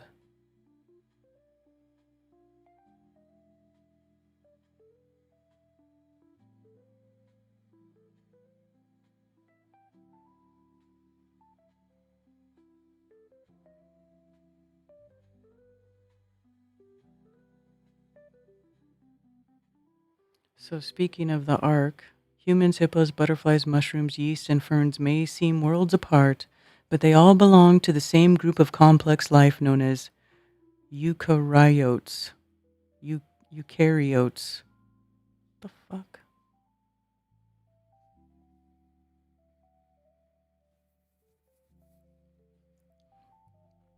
Scientists have long been puzzled by the origins of eukaryotes, a group of life defined by cells with a membrane-bound nucleus that includes all animals, plants, and fungi. By uncovering how these organisms first arose, researchers hope to better understand the emergence of a complex life. Oy vey.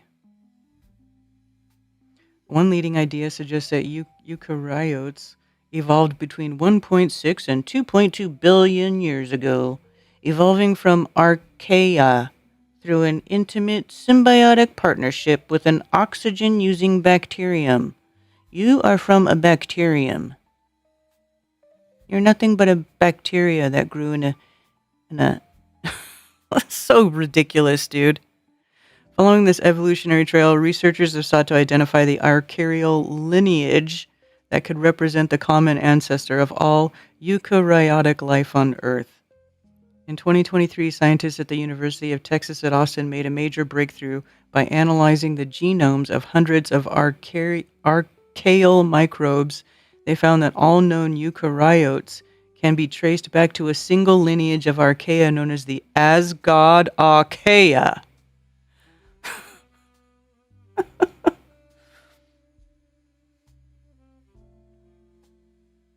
Is described with one word: confusion.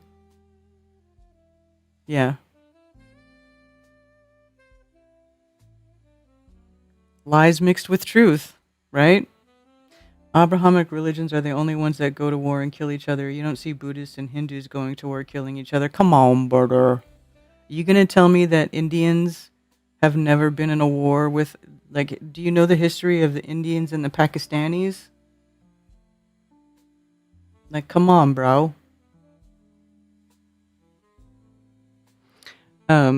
Asgard, okay, Asgard, dude, that's hilarious. The newly described lineage belongs to an order called Hodarchiales, or Hodes for short, found in marine sediments. Like other Asgard archaea, they contain proteins that were once thought to be exclusive of eukaryotes, hinting at their close evolutionary relationship. To me, the most exciting thing is that we're starting to see the transition from what biologists think is an archaeon to this organism, Hodarchiales, that is more like a eukaryote. What is these crazy words? I've never even heard these words before.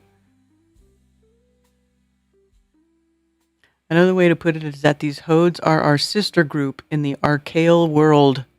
Okay, whatever the fuck that means. As you may have noticed, all of this is steeped in Norse mythology.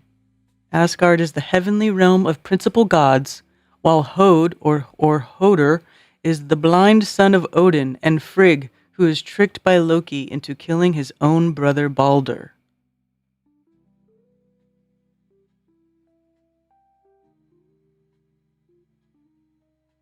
Archaea, bacteria, Asgard. What is this nonsense?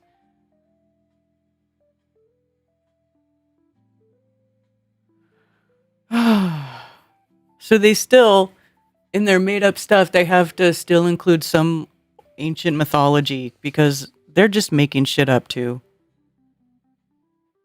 Mark Sargent will not be on the internet for a while doing mainstream thing with an NDA attached. Yes, Mark Sargent. Yes, everybody should know that Mark Sargent will be off-grid for a month beginning June 1st. And that he's going to be participating in some sort of reality show, flick thingy. I don't know what it is because, as he says there, he's got an NDA attached and he can't really tell us what he's doing. But Mark Sargent, I hope you win. I hope you win. I hope you kick ass. I think you'll represent us very well. And I believe in you, Mark Sargent. I believe in you.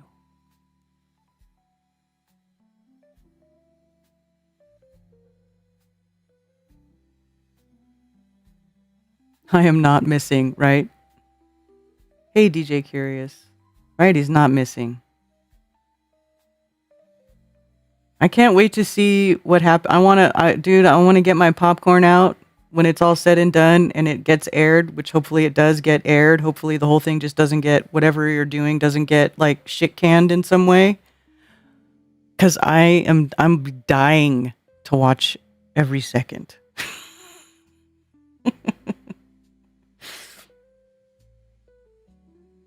Be safe and win. Yes. Big Brother house. Not really, but sorta.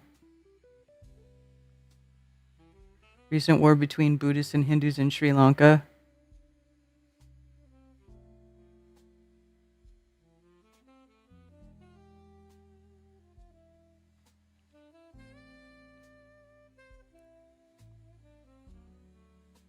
Mark Sargent, out of curiosity, do you know what a eukaryote is?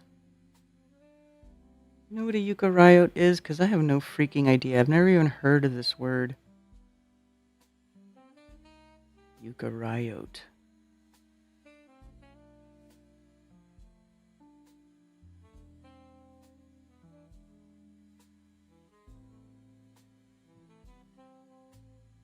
So it's anything that has a cell, a clearly defined cell with a nucleus and a membrane-bound organelle. So basically it's just a living organism. What is this stupid-ass word?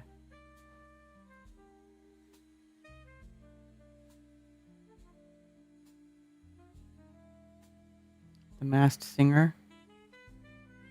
Dancing with Stars. That would be hilarious.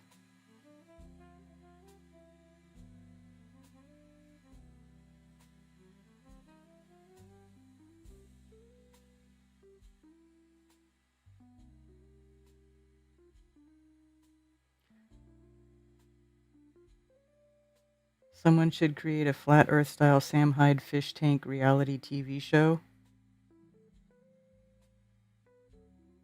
Naked and Afraid. DJ, that's hilarious. Could you see Mark, like, I'm Naked and Afraid, and he's got his 3 items, and he's like, I have my survival book. Empty shelves.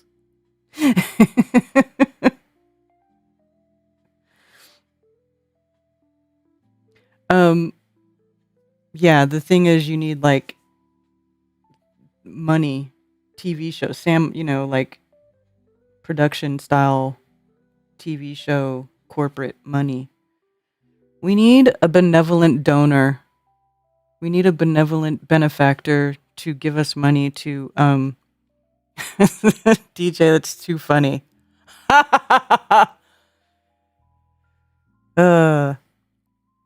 We need a benevolent benefactor to fund our dream flat Earth projects. Trust me, I know, because I want to do things like this, and I started trying to, get camera equipment. Well, I do have camera equipment. I have all kinds of video and audio equipment for doing stuff, and I can't. There's just nothing going on to actually, you know what I'm saying? Like we need a revolution. There needs to be a rousing in the flat Earth. Amazing race across the flat Earth. As soon as I win the lottery, right, Billingtano? What's up, Angela? Tulsi Gabbard did well to step away from those gangsters in the Trump administration. Dude, the whole government is just corrupt. It's corrupt. It's so corrupt that people can't, the 1 or 2 good people that are there can't do shit. They literally can't do anything.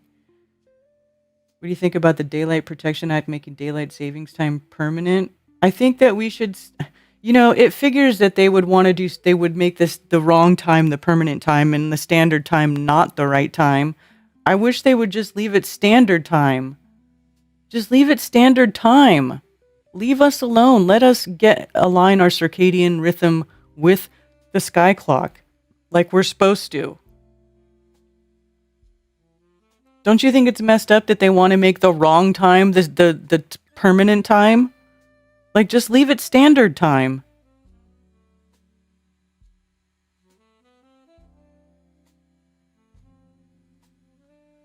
I don't understand why they want to make the wrong time the permanent time. Well, I do. Because they don't want us in tune with the creation, and that is just one way for them to do it. They're like, "Oh, you hate changing the clocks twice a year, you say? Well, let's just make the wrong time the permanent time, plebes." Like, it sucks.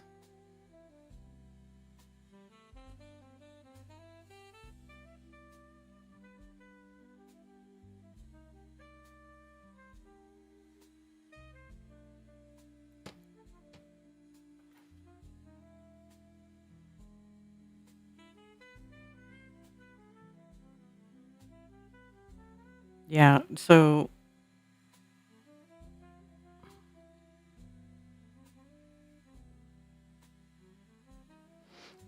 this looks like a atheistic way to say that all animals, plants, and fungi basically were created by the same creator.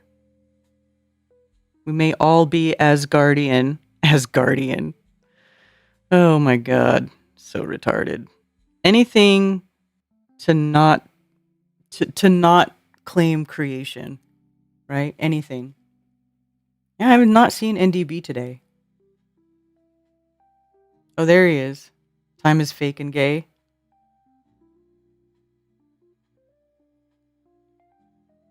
I'm still on rooster time. Hilarious. Thank you for calling Coffee Talk. You're on with Karen B. Good morning, Karen. It's Ginger. What's up, Ginger? Oh, just your talk about the time. It triggered me. Oh, really? So, yeah. So, I was working 7 p.m. till 7 a.m. at the parking garage as a gatekeeper. That's right. The gatekeeper job. Yeah. Yeah. I'm not doing that anymore. But yeah. So on the day of the time change, my 12-hour shift turned into a 13-hour shift because we rolled back or whatever. Mm-hmm. So, yeah. Then I figure, okay, it'll work itself out. My 12-hour shift's going to be an 11-hour shift the next time. But that's when the malarkey started. Back in 2020. Mm-hmm. So yeah, I never got my hour back. Yeah. That one really ticked me off. Yeah. Yeah. Also, you're talking about the Asgard? Mm-hmm. Or the Asgardian? Mm-hmm. I'm a huge fan of Stargate, even though I know it's all fiction and whatnot.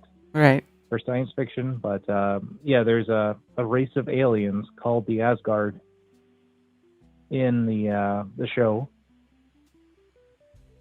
Mm-hmm. And also noticed that they were talking about the Greys, then the tall Greys, which apparently are ripped and shackled for some reason. Oh, yeah, because Trump is sharing fake pictures of him walking with some alien thing. Oh, yeah. Like, if you can't see how fake it is, there's a problem with the rest of the world. Yeah. And then you got the Nords and then the insectoids, but they happen to just cut out the reptilians. There was supposed to be 4 races of friendly aliens, and now there's no reptoids. No, well, hold on. Let me see if I can find the thing that I saw on, that's been being shared. Let me see. Yeah, so Trump has been sharing, he's this guy, anything to distract from, all the horrible shit that's being purported by this administration, right? By the evil people in charge. But so they have 4 types of aliens that they that they say are real. The mantis people, which are like giant mantis-looking insect people, and then the greys, which are like the little gray alien people that we know about, and then reptilians, and then something called Nordics, which look just like regular humans, but it says their height is 6 to 7.5 feet, human-like appearance with advanced intelligence. Yeah. I'm hoping for 3 boobs. Total Recall got me on that one. That's hilarious. Well played. That's funny. Yeah, well. Good job. You know. But yeah, I don't know. My money is still on extraterrestrial, extra land being beyond where we can go. Mm-hmm. So, I don't know. Makes more sense than, a flying space ball billions of light years away. Oh, yeah. And you got apparently 4 of them, if not 5, if you count the tall grays. Which, I don't know. That's, what's their gym membership like? Because they're pumping that iron with those shackles. Yeah. All right. Well, love you guys. This is my last official week off before I have to go back to work. And then only on vacations will I catch a Monday. So love you guys. And oh, yeah. Yeah, I guess that's about it. All right, Ginger. Thanks for calling. Anytime. And oh shit, there he is. All right, bye. Bye. Love the Stargates, yeah. Wish I had 3 hands. Nordics, the Swedes, yeah. It's just like white people, tall white people are allegedly aliens.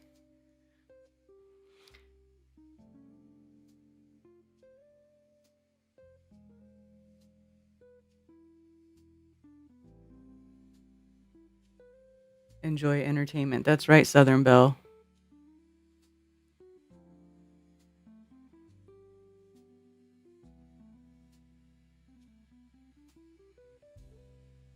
Yeah, so anyway.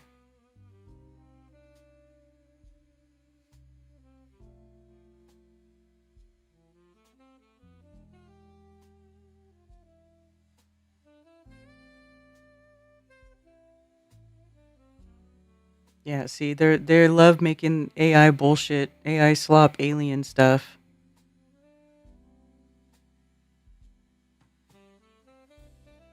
Greys, Nordics, insectoids, 4 different species of aliens. Another scientist called them greys, Nordics, insectoids, and reptilians.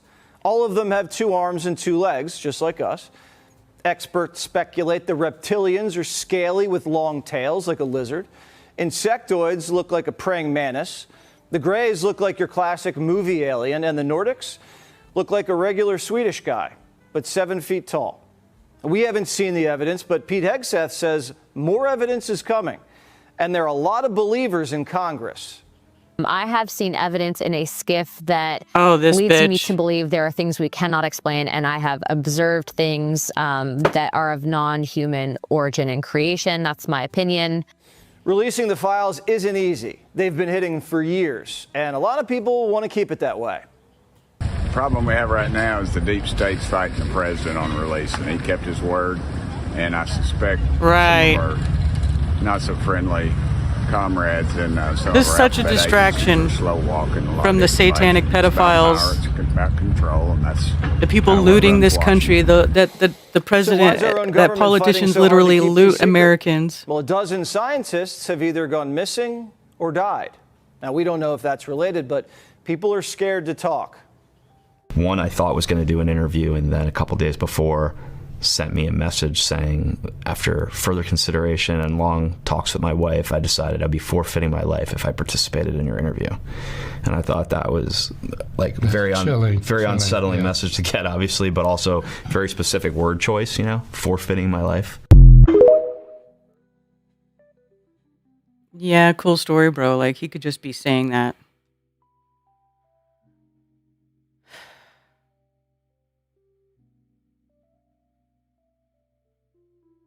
The U.S. and Israel have joint bases on Mars. Oh my god. People are retarded. Oh, here we go. Now a video of a video.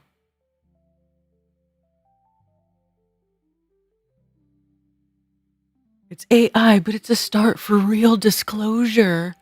Yeah, sure it is.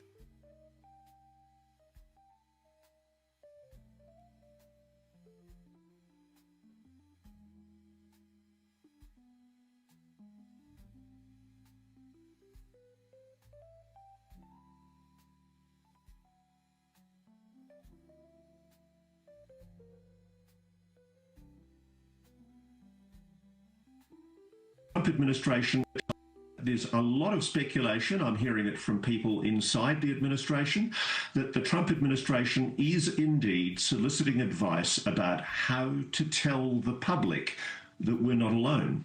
There are consultations taking place with spiritual leaders. I'm now able to confirm that. There was...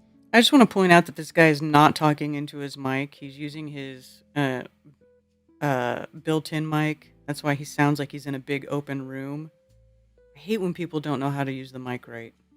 Some speculation a couple of weeks ago about a group of pastors, but it turned out that wasn't directly related to the White House. But there are religious leaders that have been consulted by the White House. I'm aware of people in the administration who've reached out. I've actually spoken to people myself. Are these supposed to be UFO videos? What I think would be the, quote, ontological shock for the public. And I've told them that, frankly, I think the biggest shock for the public would be the sense of a betrayal of trust if the government doesn't follow through and tell the whole story. There's a lot of speculation. I'm hearing it from people inside the administration. Whatever.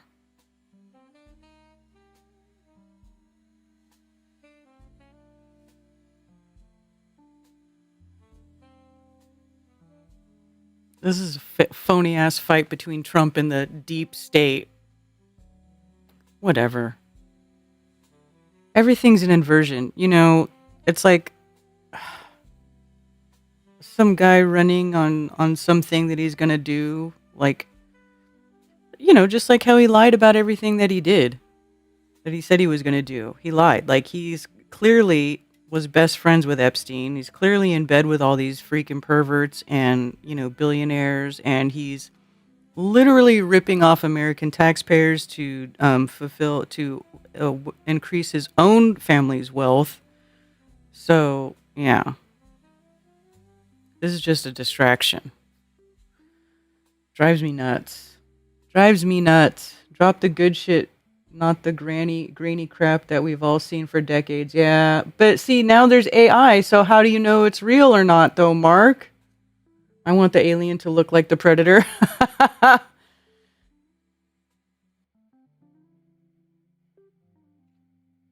The physical description matches the descriptions from the documentary The Friendship Case out of Italy from 1950s. During World War II, when they landed on the small Pacific islands, they never had any outside contact. They thought the planes and Nordics were aliens. Cargo cult phenomenon.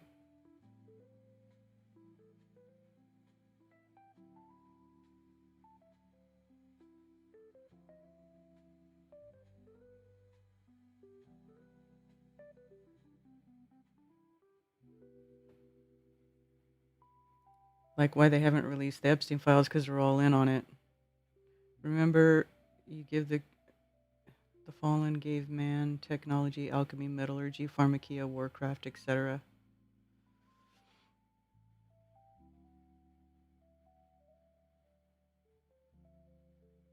Trying to include the spiritual and interdimensional aspects so as to try to include us flat earthers in the whole dumb thing. Yeah. If UFOs were real, there would be tons of videos. Now everyone has a phone on them now. I mean, there are some interesting videos of of weird things in the sky. I mean, I took a picture of some weird thing in the sky, and I don't know what it was. It looks just like a weird little toroid thing flying in the sky. And I didn't see it with my eyeballs. I only saw it when I was looking at the pictures I was taking of the sky. I agree with DJ that the aliens need to be extra sexy.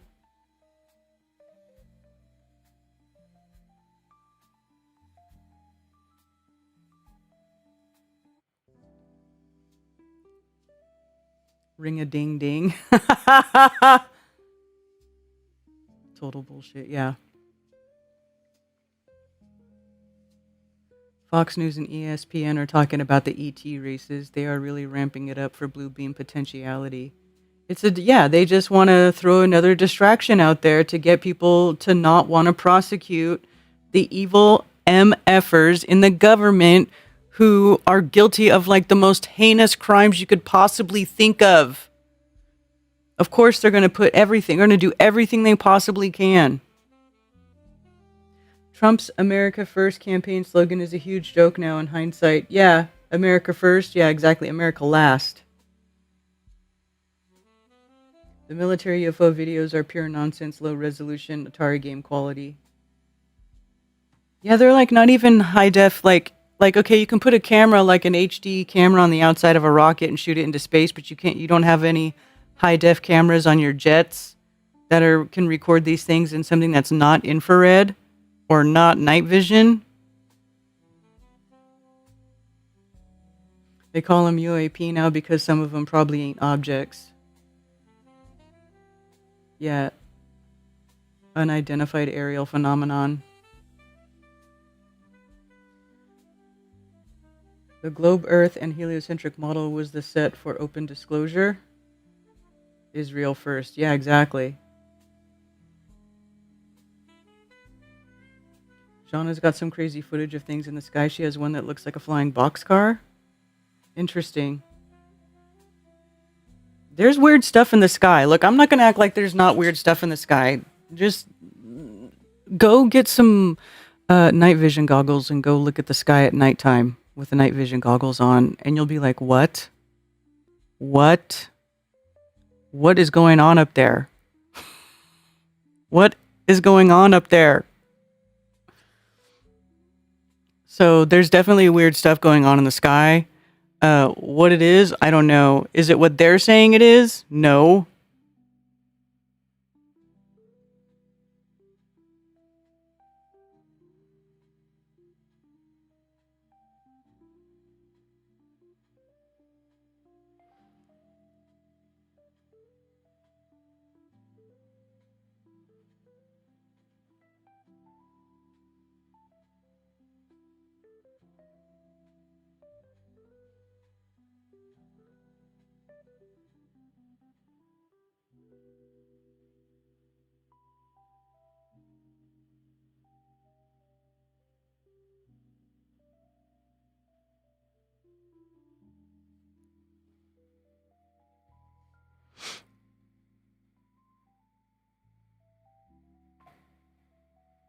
And why all of a sudden is Hunter Biden a good person?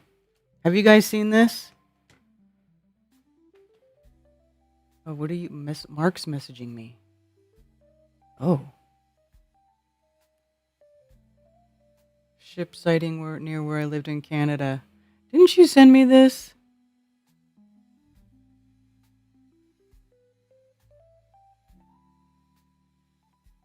I'll forward this to the main chat.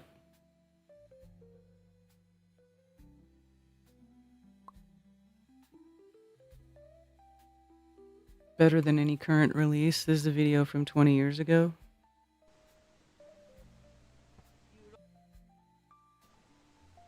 You don't know me, you don't know my style. There they go.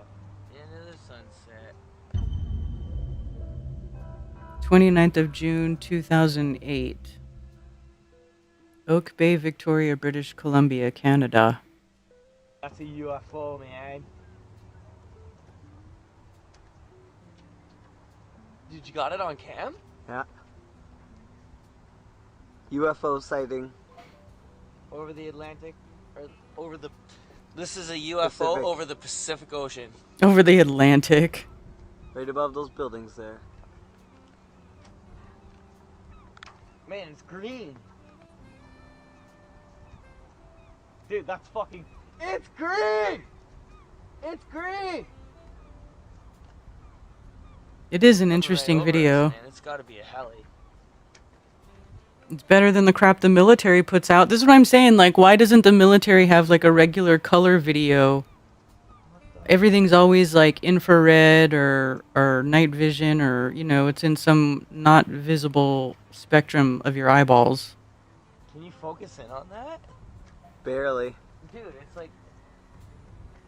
It's fucking green or something. Oh my god, that's not a fucking. It's not a helicopter, Davo. Dude, what the fuck That is is not that? a helicopter, man. Man, I'm looking right at it. Oh with my binoculars. god.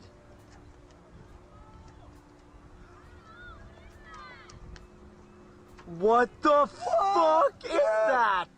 Dude, look at it. Wow. Oh my god. It's so close. What the fuck? Could it have been like? What the fuck is that?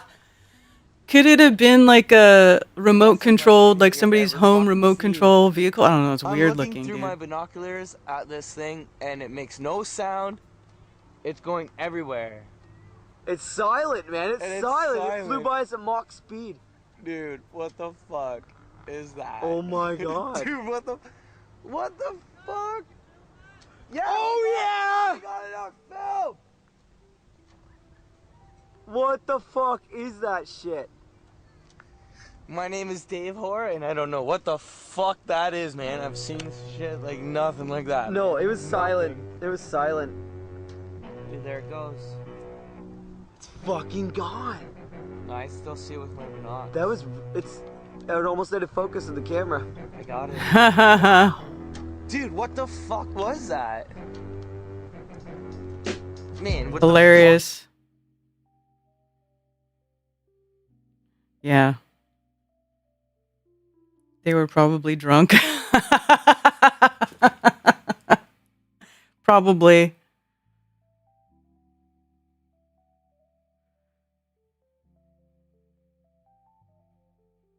Dropped their cloak and flew over the sailboats.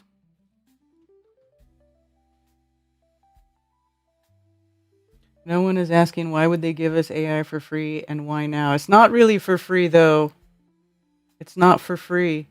When something is free, you are the product. You know what I'm saying?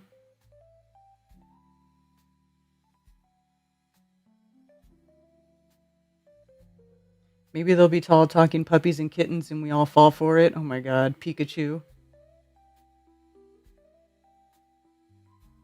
AI is just, what now? AI is just to track and control everyone. That's all it's for. AI, just a large database that can be accessed super fast. Yeah, it's not artificial intelligence. Yeah, I agree. It's not intelligent. Yeah. Because he got a gun. He's looking for drugs. Please let it be shiny and costume Pikachu. Pikachus, we would all be so doomed.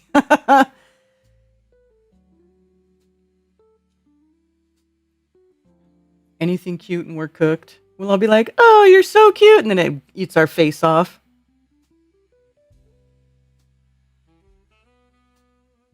Oh, my mom got some for my son.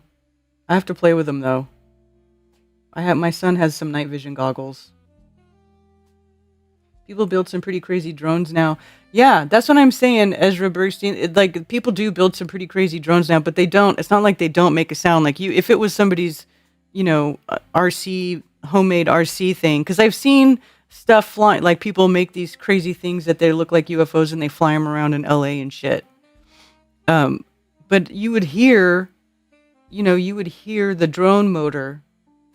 So I don't know I can't tell how big and far away that thing is because that's hard to make that kind of judgment on things in the sky. But if it was really close, you would hear the motor. Because like when my drone is pretty low, you can hear it. It's not it's pretty obvious that there's something there. It's the Arcadians. Funny. Fuck is it? That's a real flying pig UFO head. The moment you realize you'll still be angry getting up tomorrow not knowing Jesus. The pig head. Pigs in space. That is what the government should have lots of. Yeah. And better. Driving UFO while intoxicated. And what's up with all these data centers going up all of a sudden requiring mass amounts of water? Yeah. It's anything but free. Check your electricity rates. That's the whole thing. It's ruining people's lives that live in the area where they're building these data centers.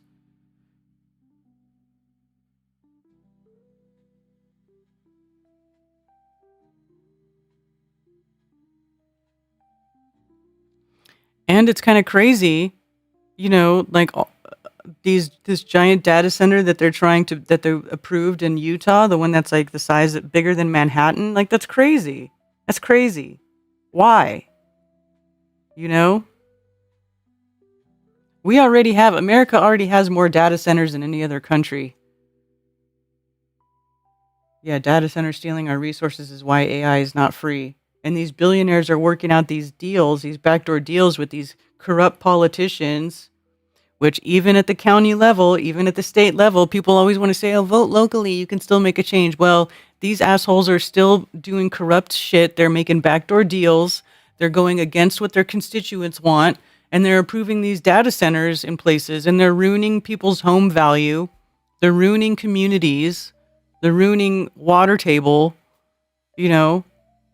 And everybody acts like it's just water. I don't know. Is it just water that they cool these things down with? Do they put any sort of solution in the water, like anti-corrosives or like any sort of thing in there too that also, like you can't just put water, it would have to be distilled water first of all, probably, and have some sort of solution mixed with it. I mean, I don't know how it works. Is it just pure water that they use for cooling? Because that's not that big of a deal, but does the water evaporate? Where does the water go after it cools down the machinery or the computers, whatever?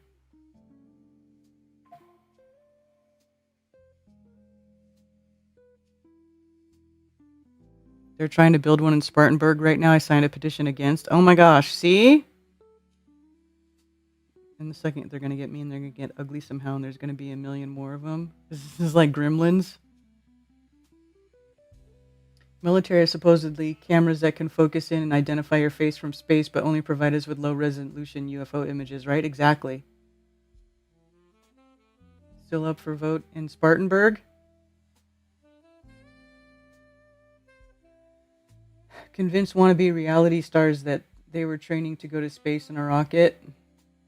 We are the product indeed. It's the Internet of Things and the Internet of Bodies. We are connected to their systems via our peripheral nervous system, aka aura energy field. Karen, did you hear that the family in Kentucky that refused $26 million to sell their farm for data centers? Fucking no, that's crazy.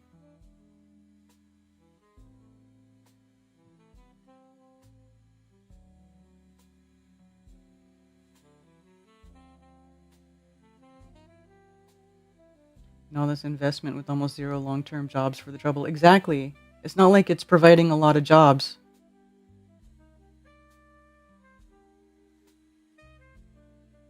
And even in my little town, we're finding out people are being paid off, right, Ezra? Exactly. I mean, maybe more people should get involved. It's kind of a pain in the butt that we have to do it. Like, people can't just... Why can't people just do the right thing? Why do people have to be corrupt assholes? Why do they have to be so greedy and nasty? Why can't you just do the right thing for the greater good?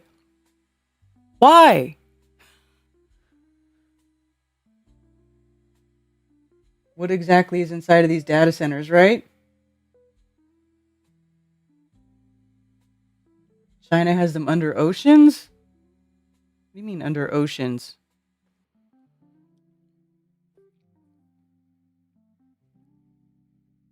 I'm gonna look it up.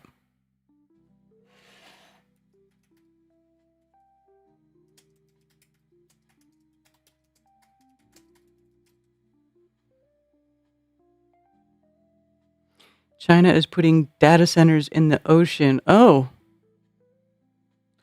China is putting data centers in the ocean to keep them cool. China is pulling ahead of the rest of the world and sinking data centers that power AI into the ocean as an alternate way to keep them cool.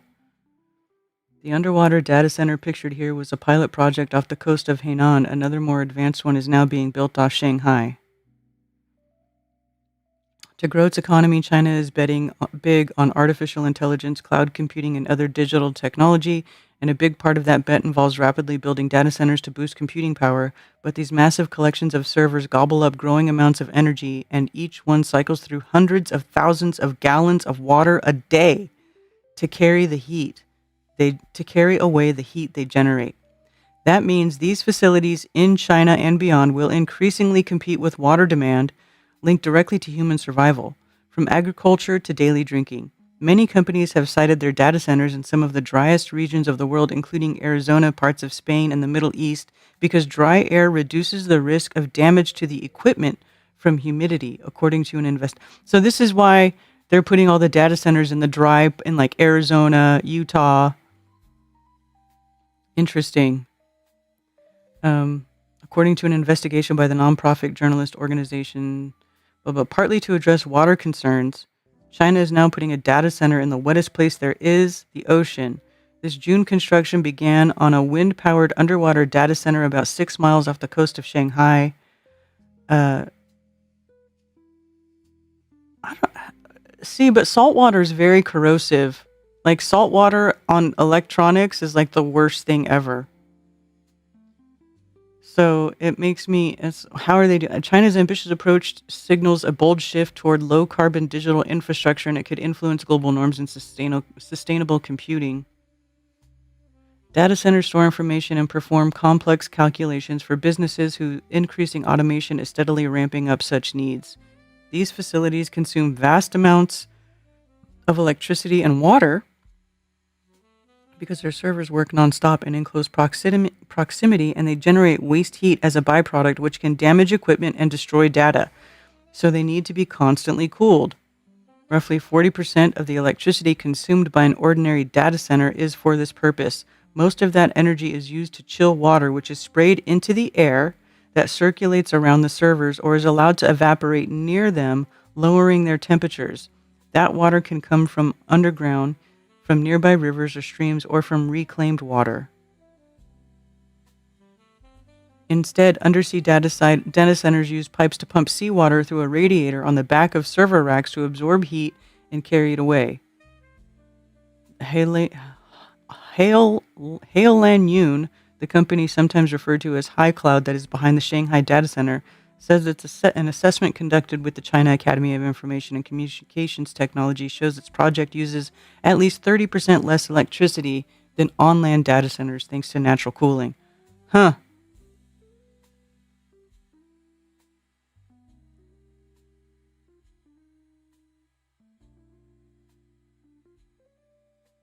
Is expected to provide enough computing power to complete the equivalent of training GPT 3.5, the large language model that OpenAI released in 2022, and used to fine-tune ChatGPT in the space of a day.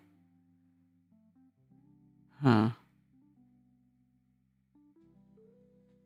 But this is small, so that's obviously on a smaller scale, and it has its own complications. 2 watertight containers carrying servers and other equipment are lowered into the ocean off the coast of Hainan. Wow. Undersea data centers can be destroyed by certain noises carried out by underwater speaker systems, which raises concerns about malicious attacks using sound. Interesting.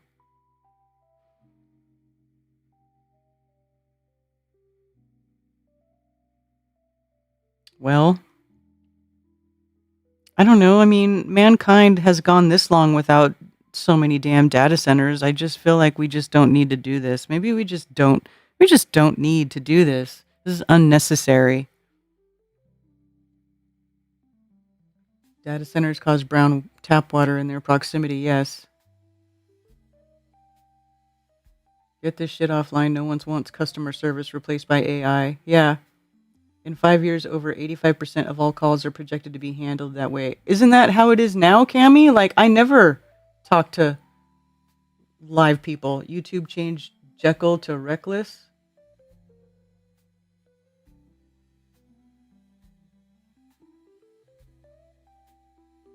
Trump is creating floating data centers, ones that can move around like an aircraft carrier. The sea creatures, yeah. Now oceans will be toxified with frequency. Easy drone targets.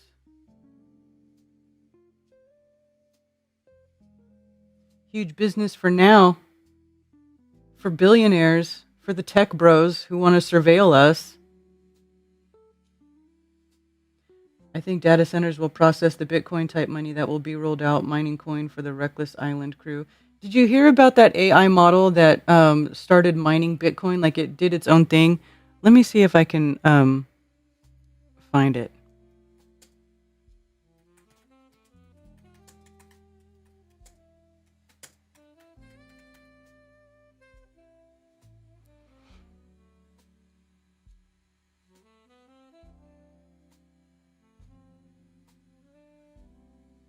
Alibaba's AI agent mined crypto without permission.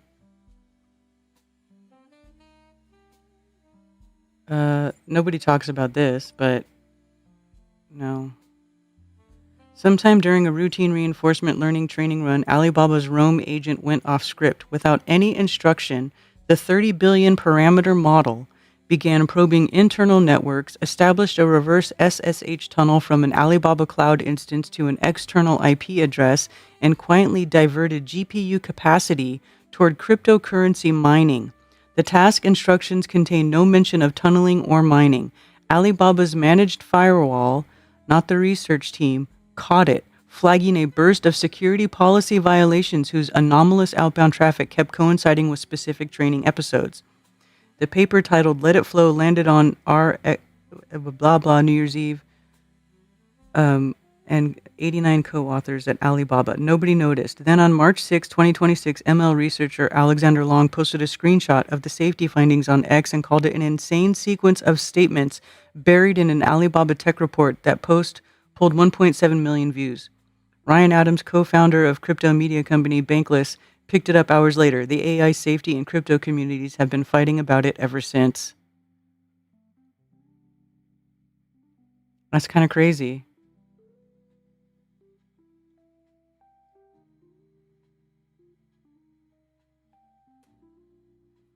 I think they're buying up chips to bid up the price so us normal people can't afford to just run an AI locally. They want to control all of our information. Yeah. How about capture the heat from servers to heat water to create energy? Why not use heated circulation to turn turbines? Well, Steve, that's not a bad idea if it's possible to do. Like, seriously, why? Yeah, you're right. Why don't they heat up water? Well, maybe because I don't know if you can at the same time use the water to cool the thing that's supposed to heat up the water to run the turbines, right? So like the whole thing, like with nuclear power, is that the reaction heats the water, which creates the steam pressure, which turns the turbines, and then it has the cooling pools. But they have to be kept at a certain temperature to boil the water to turn the turbines, and I don't think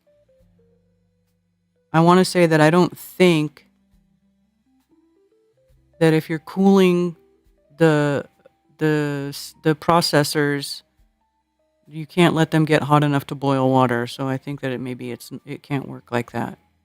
Now that I think about it, but I could be wrong. I don't know.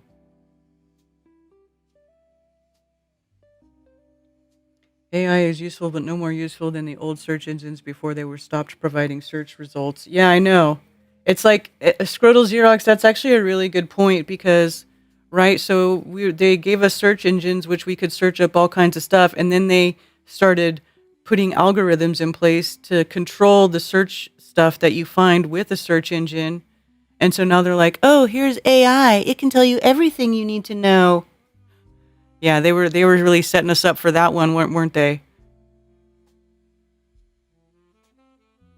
Most server computers have water cooling, have a closed loop system that recirculate.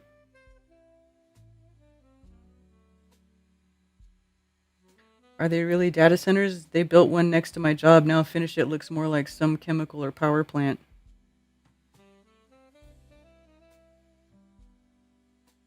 Hear me out. AI-powered toilet paper dispenser. Oh my god. Was a boiler tech in the Navy. Steam turbine. Take a lot of heat and pressure. Yeah.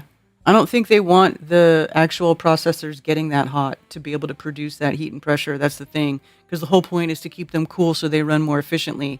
And any type of I mean, I don't know how the heat transfer works. You know? I don't know. That's above my pay grade. Heated fluids flow, cool in, heat out through turbines, then cooled and return, all powered by energy exchange. Yeah, but is it enough? I just don't know if it's the right temperatures to be producing energy. I don't know.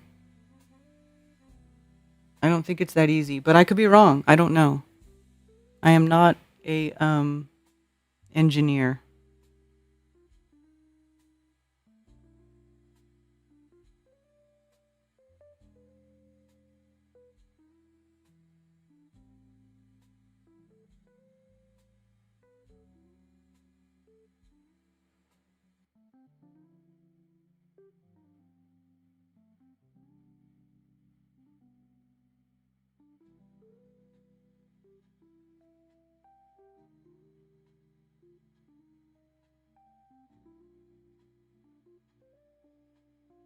Iran's going to close the Strait of Hormuz and energy prices are going to go crazy and all these. None of this is going to come to pass. Gas prices are coming down and will continue to come down. If the United States wants to keep the Strait of Hormuz open, which it does, and Donald Trump said we'll escort ships through if we have to, it's going to stay open. This is the leader of the Iranian opposition. He has been in exile. His name is Reza Pahlavi. We Who's have shown you this videos of him douchebag? before. Dave He's Rubin? the eldest son of the former Shah of Iran, and he likely is the next leader of Iran. This is the guy that, by all accounts, when this war ends, will go in and he will be the leader. And again, it will be different.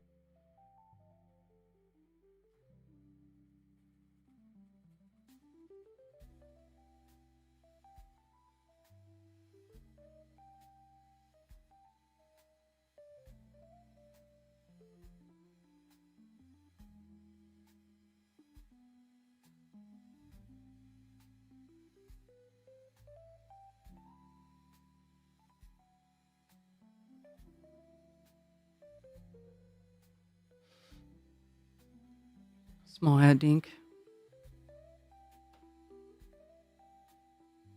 That's correct, Steve, but it takes extremely high PSI to run a turbine. That's what I'm saying, Ezra. I don't think that the processors would produce enough heat to turn a turbine, especially because they're trying to keep them constantly cool. The Spartanburg data center is building 11 gas turbines to create its own power, so it says. Well, that's a gas turbine, not a steam turbine. All right? So it's running on diesel. Most likely, right? Just like all the charging stations for cars, for your electric car that runs on energy that was produced by diesel gas.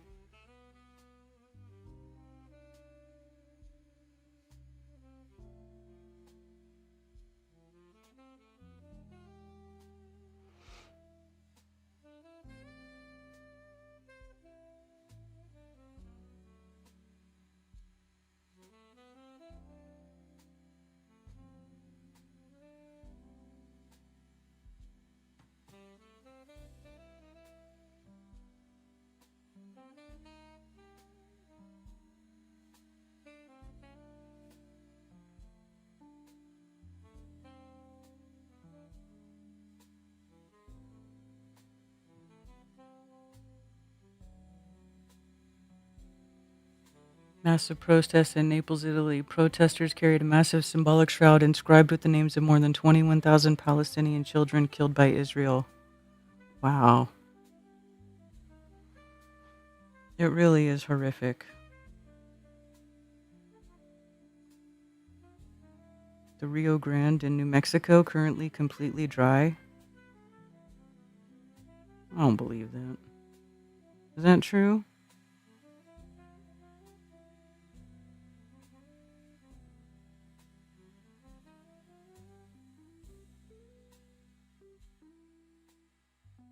Oh, extremely no snowpack, record low reservoir levels like Elephant Butte.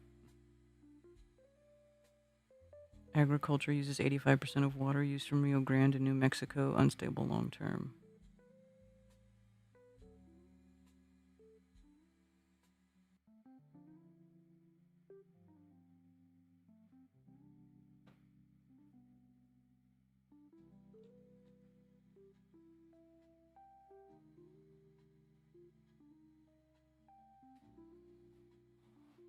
Natural gas turbines, that's still not steam.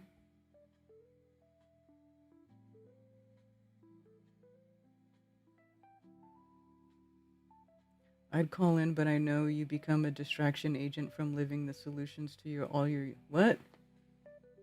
I'd call in, but I know you became a distraction agent from living the solutions to all your useless BS. What the fuck are you talking about? Pahlavi is not like the next leader of Iran. The moron saying that is ignorant, yeah. The solutions, homesteading off their grid and building parallel societies. Okay.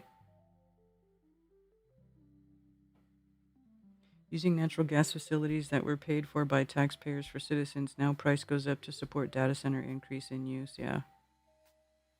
Lake Powell might be a thing of the past. Water rights all sold to California.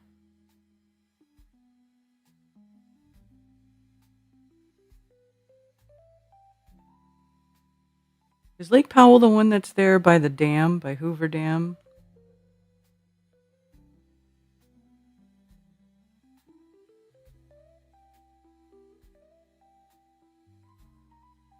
Waterworld was a documentary.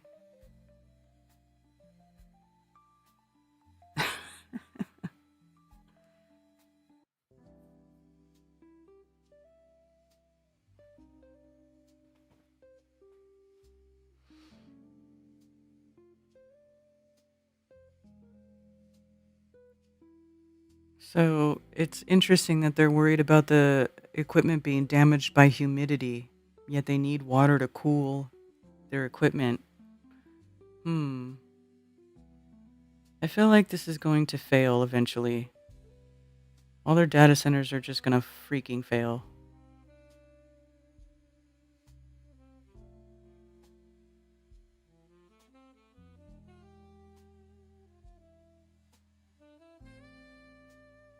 Trump is now reportedly responsible for roughly 27.7% of the entire U.S. national debt accumulated under all presidents combined. That's an astonishing figure historically. The national debt just crossed 39 trillion. President Trump has added roughly 12 to 13 trillion to the debt across his 2 terms in office. That's approximately 30% of all U.S. national debt accumulated since 1789. In 2016, Trump said he would pay down the national debt over a period of 8 years. I think I do remember hearing something like that. Instead, first term added 7.8 trillion, second term roughly 4 to 5 trillion. This is what I'm saying, that whatever they say is the opposite is what's really going to happen, or what's really going on, or what is the true purpose of whatever they're doing.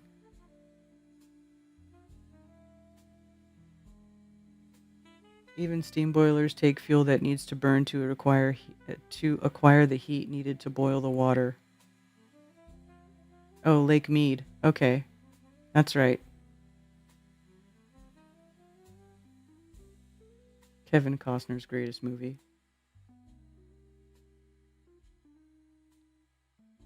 Even steam boilers take fuel that need... Yeah, okay. No Dances with Wolves was better.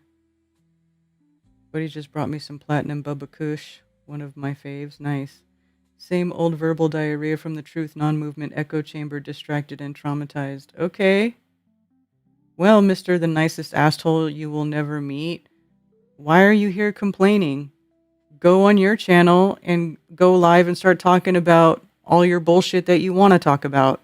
If you don't want to be here, then go the fuck away. Bye.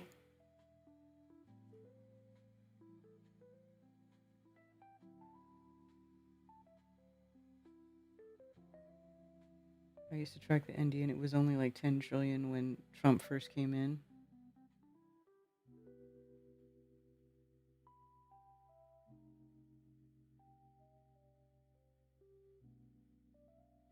Can't believe we were talking about this as if it's a probability. What do you mean? About what?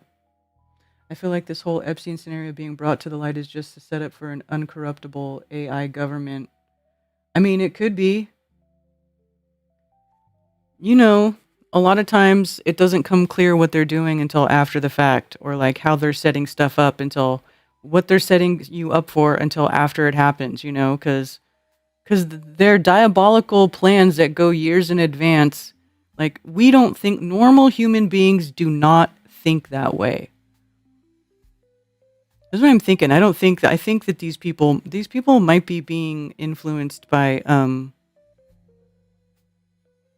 demonic things, satanic, whatever you want to call it, evil things, the darkness.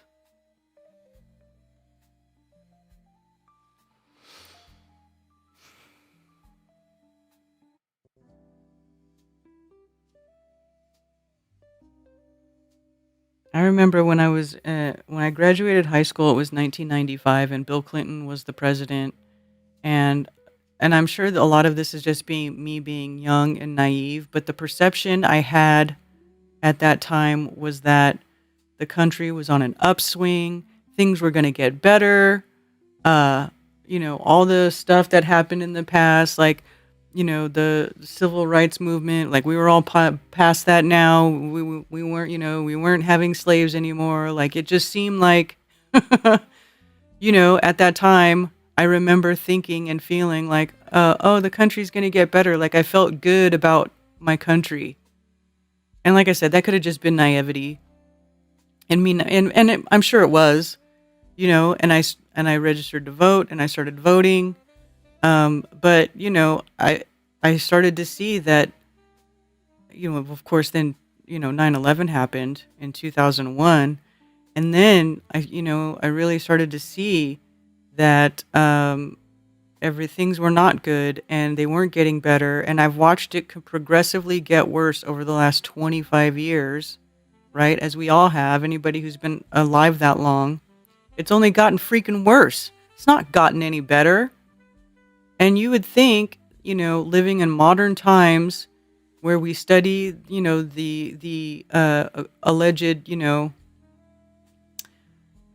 events of history and see how, you know, things went wrong. Like, we would, you know, you'd think that as a modern civilization that has, you know, the ability to document and look back, you know, however far, that we would learn from these things and we would make better choices for people, but you don't.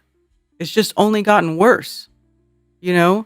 And it's gotten so bad to the point where I stopped voting years ago, because every time you vote, nothing happens. Like, you can't vote your way out of this corruption. We can't vote our way out. Thank you for calling Coffee Talk. You're on with Karen B. Thanks. It's okay to. I won't talk as long as I did last time. I just found what you were saying was interesting. Forgive me.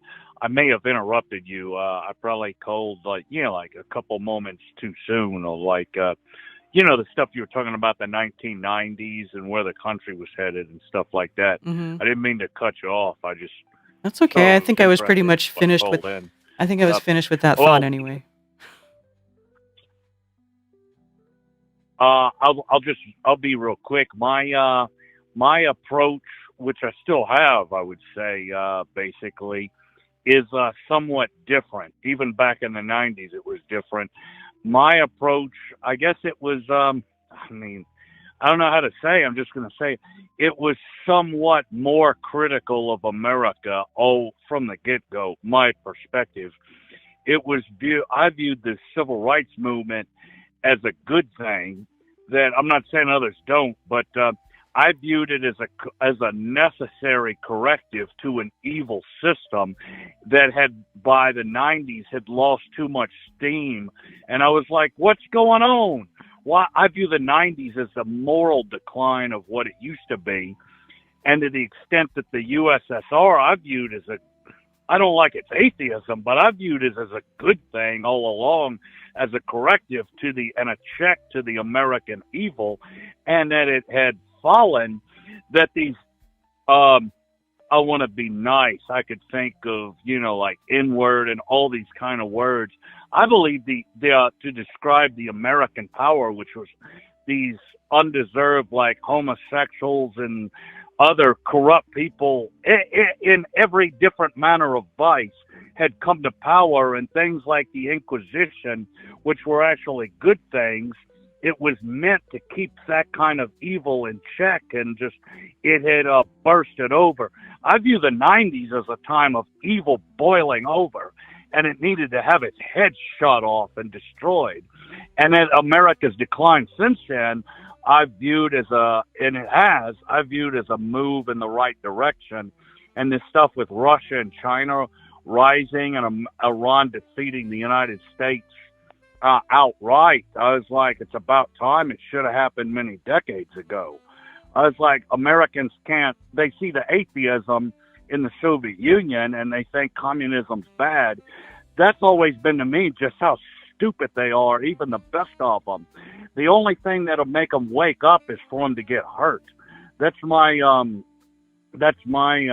view of the United. I mean, it was the height of American power in the 90s, but I viewed it as synonymous with the height of evil, and that's why I eventually came in to liking Stalin and things, and and debunking the American view of that stuff is just outright wrong in many facts, and it just shows you could tell a lot about somebody or a nation by like who their enemies are, and studied those things, and that's what I've done. And so I guess I already say it's very anti-American in my among other things, but in my outset, the essence of it, and I like the leftists throughout history. Not that they're perfect, but like Roosevelt and Lincoln and the Soviet leaders who others like Gorbachev. I think they were horrible, and that Putin refused to give them a state funeral was the correct thing to do. So anyway, I've tended to go against the grain of what most Americans like. So that's just, I mean, not because of that, but I see that's the way it worked out. I was flat earther back in the 1990s, so I've always tended to go, against the grain of what other people were thinking. Yes. And anyway, that's all I got. When you were saying that about the 1990s, that because I definitely didn't view that. Like Mark Sargent one time said, the 80s were the golden age. For me, they were a horror story. I was imprisoned in psychiatric prisons, and I got my freedom in the 90s and started. That was the beginning of a way up for me personally. So the 90s was a good thing. I hated the 80s. Anyway, that's all I got. All right. Thanks, Dennis. We'll see you. I became a flat earther in 1981. Yeah, man, like I said, I graduated high school in 95, so I was just a stupid 18-year-old kid. I didn't really know anything, but, my perception was that things in America were good and were going to get better, and I was positive. See, like, my kids, like, I have high schoolers now. I have two of them in high school. One's about to be in high school, and I have one that is in high school currently. And the older one does not have a positive outlook about this country, doesn't have, definitely not the same as what I was feeling at the time. And now it could be because I'm the mother and I talk to them about these things, or they hear me saying all the stuff that I say. But, I only do that because I want my children to have a realistic view of the world. I want them to have a realistic view. where they should be skeptical of things and they shouldn't be believing what other people are saying, what people say, what the talking heads on TV say, and they shouldn't trust politicians and they shouldn't trust any agent of the state, because all too often we find out that these people are lying to our faces and they are corrupt. So as I'm talking this out, I'm like, yeah, it's probably my fault. I wonder if anybody's got teenagers who do have a positive outlook about their future in today's world, because I just don't see it. I see that guy was an older guy, the rant that I played first thing this morning, but that's an old, but he's younger than me. He's definitely not as old as me. People in their 20s, they got to be feeling very uncertain about their future at this point, and how like the average age of the first time home buyer has gone up. Like it used to be in the 30s and now it's like in the late 40s. It's just getting harder and harder for people to amass any sort of wealth over time, to be able to purchase a home and have a family. Like, man, that's only for rich folk now.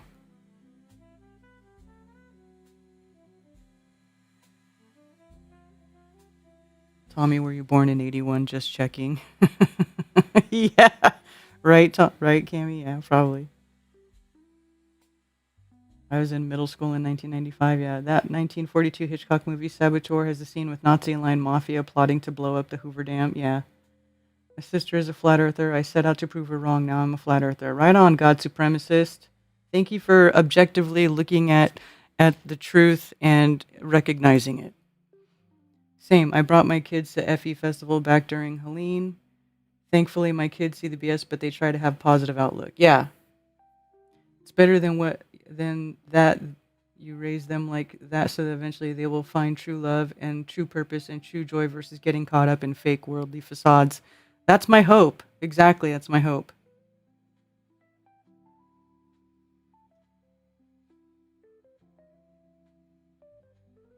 Cammy, a girl was buying 2 candy bars in front of me. One was $2.75, the other was $1.50. I had to point out loud that the $2.75 one was a dime and the other one was a nickel when I was her age. Right, Scooter? Like, the inflation is just insane. It's insane how much things cost. I was 7 in 1981 when I figured out the globe made no sense. I was 4 years old when JFK was assassinated in a grocery store. Yeah. It's interesting how you always remember what you were doing at times like that. Everything is such major news, when things are such a major news that you know where you were. Hip-hop culture ruined children in this country. We have a generation of takers and scavengers. Well, yeah. I don't know if it's just hip-hop culture, but yeah.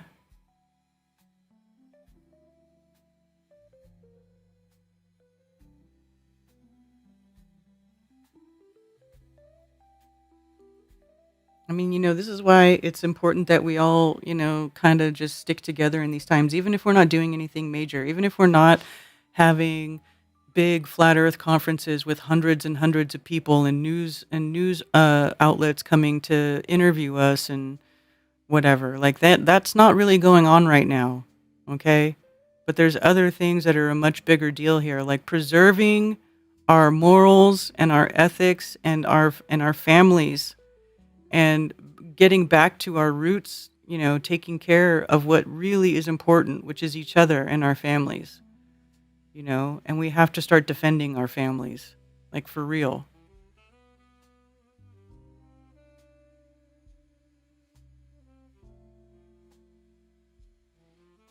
Prices, everything has gone way up. Living wages practically stayed the same. Exactly.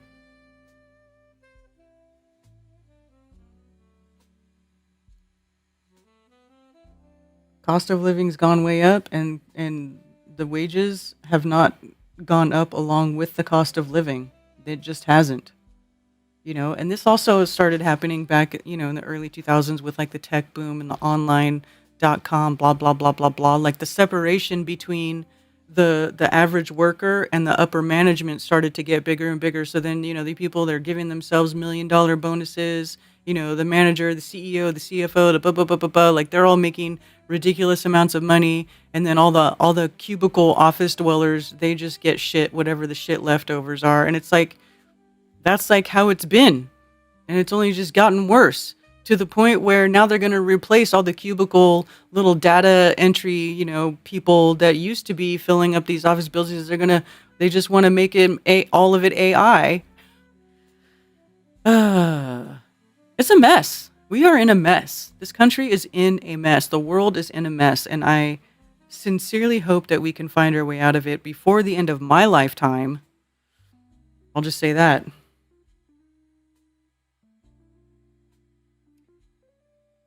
I'm the crazy uncle.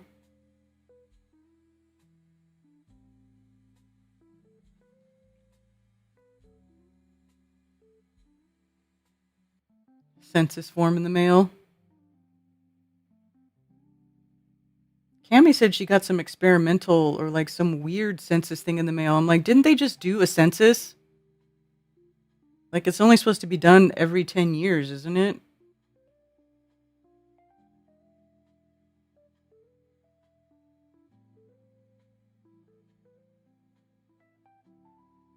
Getting your cottage pie out of the oven. My dad once found gasoline in northern Alabama in 1972 for 27 cents a gallon. Wow.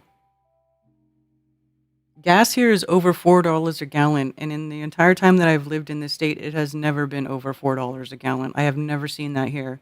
I have not seen that since living in California. Canadian, yeah. Census test.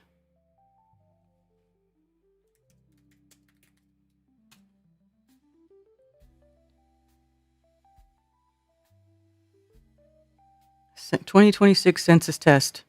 Operational test in support of the 2030 census. Respond to the 2026 census test today. Did you receive a letter or postcard in the mail inviting you to respond to the 2026 census test? Selected households in Huntsville, Alabama and Spartanburg, South Carolina.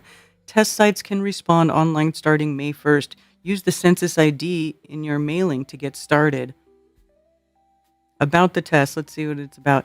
The 2026 census test is the U.S. Census Bureau's first opportunity to try out new tools and methods in 2 locations in the United States. The operational test in support of the 2030 census will help us improve how we will count everyone in the country in 2030.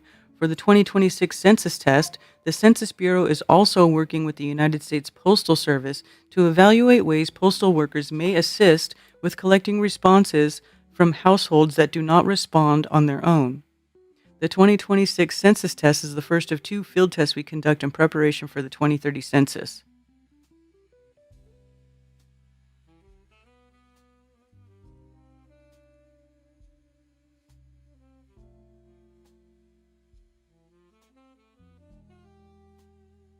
Oh, that's cool, Mark.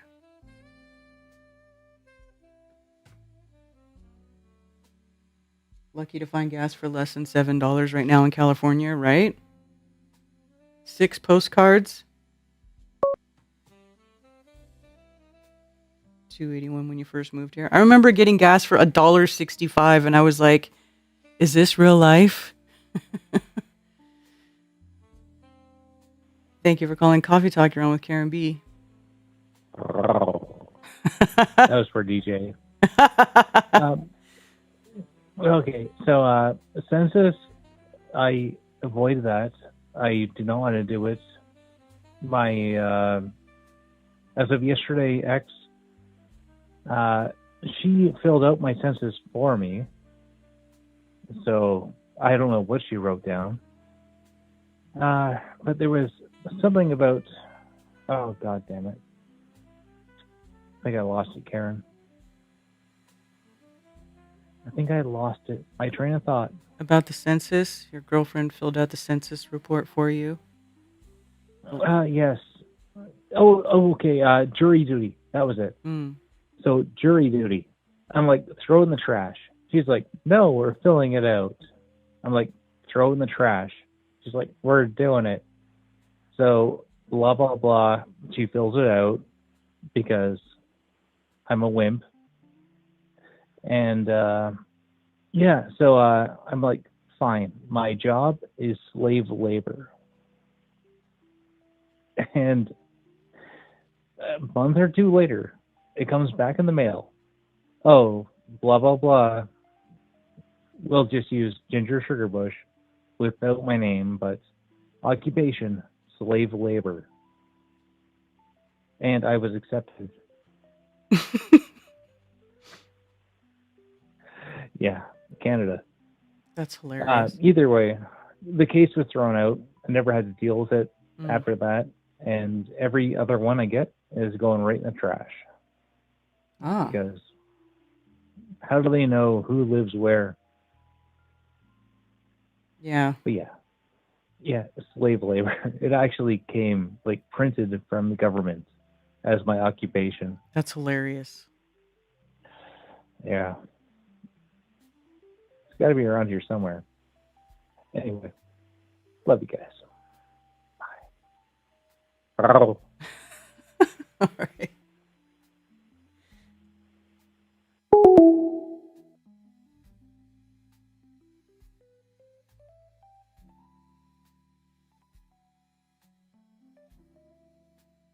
Yeah, Brando, he says, census people coming to my door back in 2020, like demanding I fill out the info. I finally told them to F off or I'm calling the cops. Yeah, I got a letter that said it was unlawful to not answer the census, but there's no freaking law that says you have to fill out the census. But they literally sent out a mail, like basically intimidating people. It's unlawful to not fill out the census report. The fuck out of here. Ted Summer, did Ted come say hi?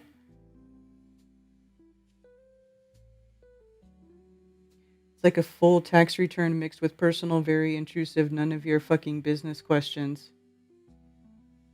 Very intrusive questions. And isn't it interesting that it's for 2030? Dennis, I bought my first gallon of gas for 27 cents. I only had a quarter, so I was disappointed I didn't get the whole gallon from my first moped. That's why I burned mine. I remember my parents complaining when gas went to $1.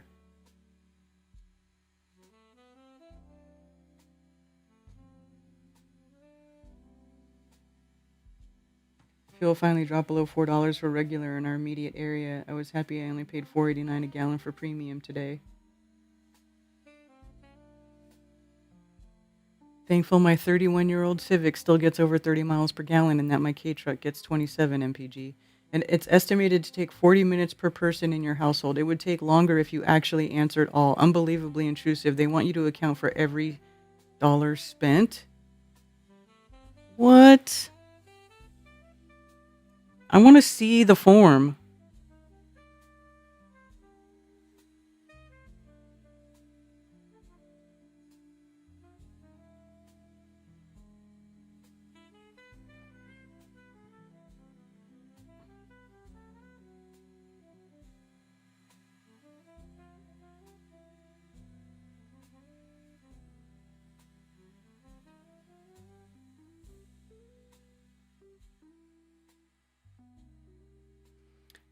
How do we see what it looks like?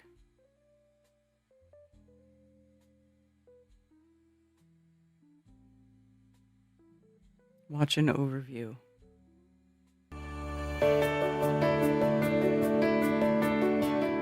Ugh.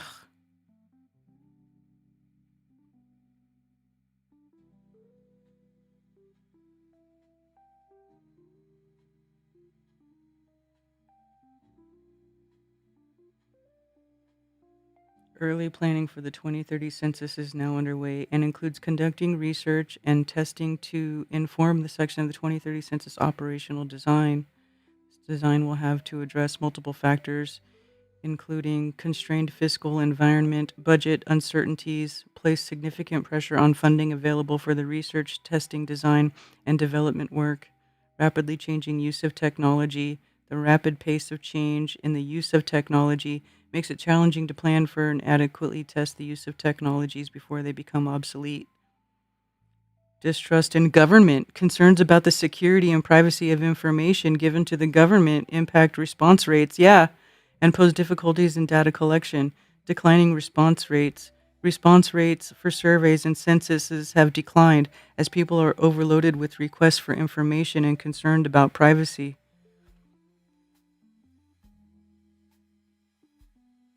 Increasingly diverse population, huh? Outreach efforts to encourage responses, informal complex living arrangements, households are becoming more diverse. You know, it's none of your fucking business what's going on in my household. It's none of your fucking business how diverse my household is. Like, seriously. It is intrusive. You want to know how I spend my money and what technology I use? None of your fucking business.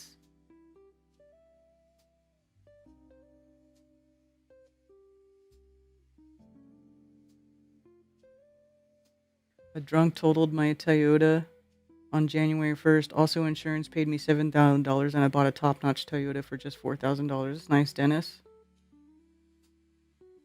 I remember when they called me for jury duty, it was R. Kelly case. We went 3 extra days because I kept on voting the opposite of everyone. Oh my God. Chicago artist, you were on the jury for R. Kelly? Get out of here.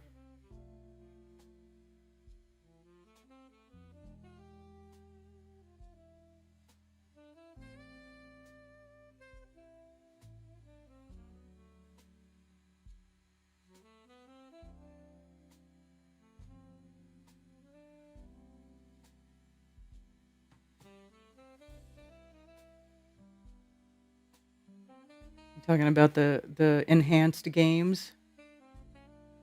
Did you watch any of the enhanced games? Yes, Ted was watching the enhanced games. We were watching it a little bit yesterday. I'm not filling out the 2030 colonoscopy. You swear? That's freaking crazy.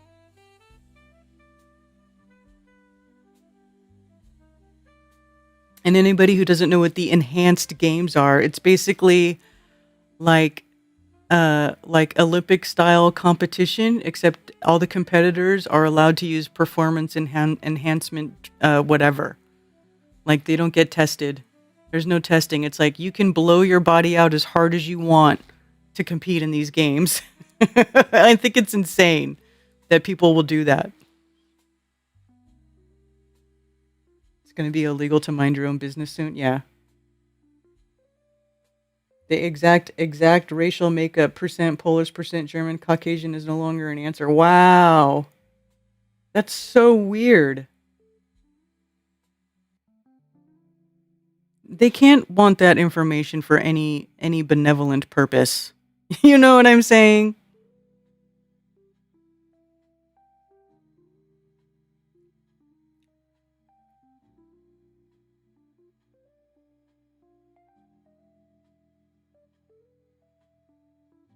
Do they compare to normal Olympic weight records and stuff like that? I mean, I think I don't know if they were comparing it to Olympic. They were just showing, like, they were just talking about each personal lifter's, like, personal best, and that some of them were lifting, you know, a few kilos, 4 to 8 kilos above what their personal best was. So they were, like, really, you know, there are some rocked out chicks there. They're definitely on some shit.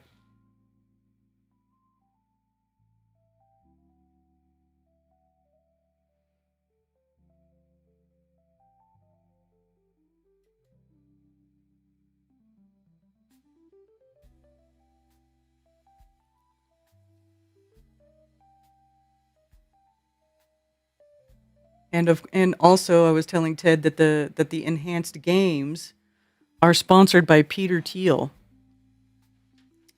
Peter Thiel, who is the one who is like Mr. Transhumanism, remember? AI, Palantir, Overlord. Like, not the one who like goes and lectures on the Antichrist at, remember that? The guy who goes and does lectures about the Antichrist at the Vatican and shit. Didn't he do that? Let me see that. Actually, I should leave that that census window open so that we can look at it some more if we need to. But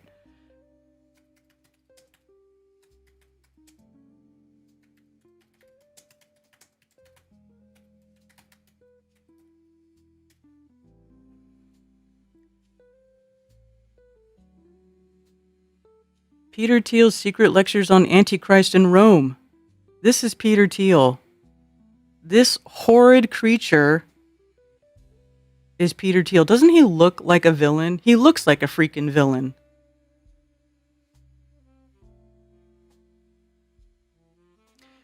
Peter Thiel, the billionaire venture capitalist and MAGA donor in Rome this week for a series of private lectures on the Antichrist. It's an event that the Vatican and the Pope are treating with caution. Thiel's talks are closed to the media and taking place at an undisclosed location. An invitation seen by the Associated Press says the co-founder of PayPal and Palantir Technologies will focus on the Antichrist, a figure in Christian teaching who comes to oppose Jesus Christ before the second coming. The appearance of Thiel on Vatican's doorstep has raised eyebrows, given the tensions between Thiel's thinking and that of Pope Leo XIV. Two Catholic institutions have distanced themselves from the lecture series. XIV is 14, by the way, which continues through Wednesday. I wonder, okay, so this already happened and it's not open to the media. So is there some secret recording of Peter Thiel's debate? I mean, not debate, his lecture. How do I find a recording of his lecture? Let's search videos.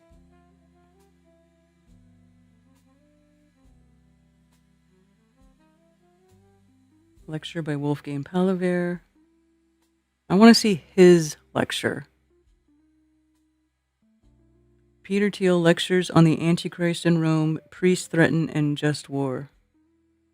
See, where's the actual video of his talk? Why isn't that not, how do we get a copy of that? What the hell did he say?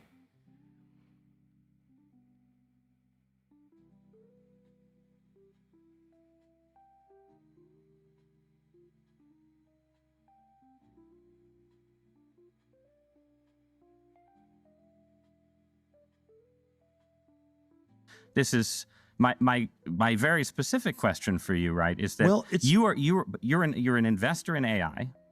You're deeply invested in Palantir, in military technology, in technologies of surveillance, in technologies of warfare, and so on, right? And it just seems to me that when you tell me a story about the Antichrist coming to power and using creature. the fear of technological change to sort of impose order on the world, I feel like that Antichrist would maybe be using the tools that you were building, right? Like, wouldn't the Antichrist be like, great, we're not going to have any more technological progress, but I really like what Palantir has done so far, right? Yeah, I mean, but- isn't that a concern? Wouldn't that be the irony of history would be that the man publicly worrying about the Antichrist accidentally hastens his or her arrival?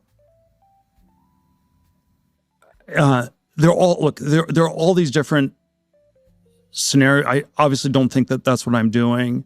I mean, to be clear, I don't think that's what you're doing either. I'm just interested in how you get to a world willing to submit to permanent authoritarian rule. Well, but again, there are these different gradations of this we can describe. But is this so preposterous, what I've just told you, as a broad account of the stagnation that the entire world has submitted for 50 years to peace and safetyism? This is 1 Thessalonians 5:3. The slogan of the Antichrist is peace and safety, and we've submitted. Creep. The guy's a creep. Creep.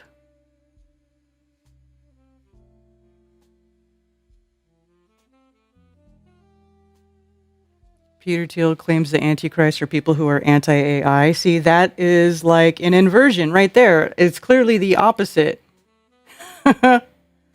Clearly the opposite.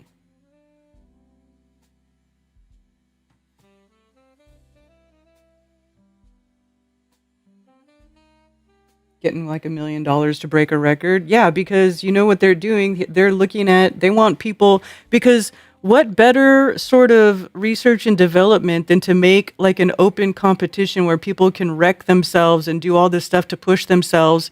And then, you have them come compete and you're like, oh, look at what this guy did. I wonder what his protocol was. We need to implement that, or we need to learn from that. And like, how else can we like genetically modify people? And, you know, how can we learn from this information to make superhuman super soldiers? You know, AI, fucking biomechanical super soldier bots like Terminator. You know what I'm saying?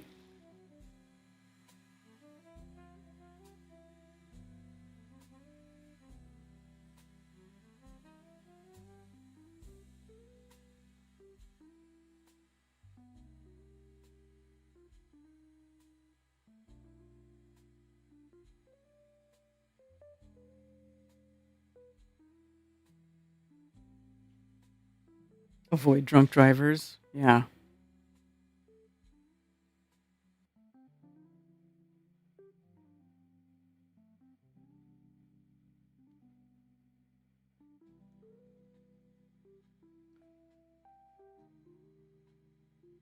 One guy missed 1 million by 002 in swimming.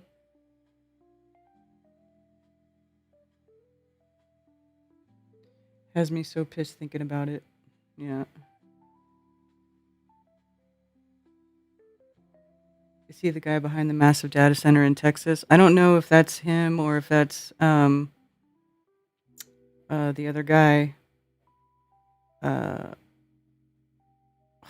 can't remember his name right now.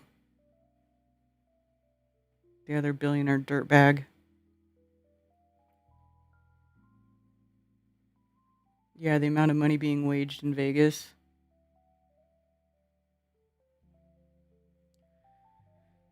They're saying the church and Anthropic will work together to find the way for humanity in this time of AI.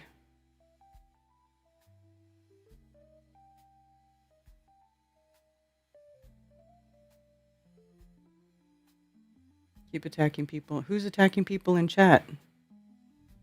Hey, Dr. Zach. Hey, your name's back to Dr. Zach.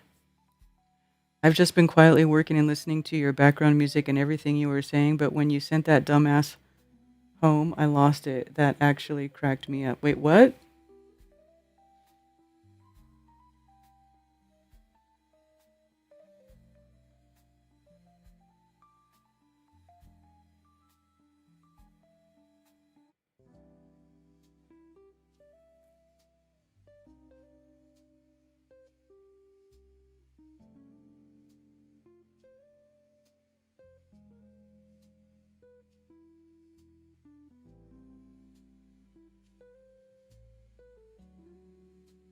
Saw a video today about microdosing DMT curing people of dementia.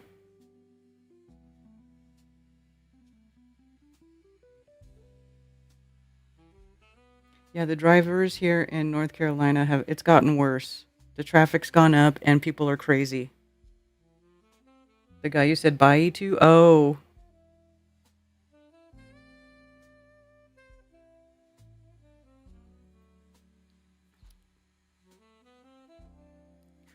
Well, seriously, like, why would you? I never understood why people went someplace just to complain about. Like, I never do that. I'm never like in someone's chat going, "Oh, everything you're saying is bullshit. This is dumb. You're lame. You're a shill. Your fucking life."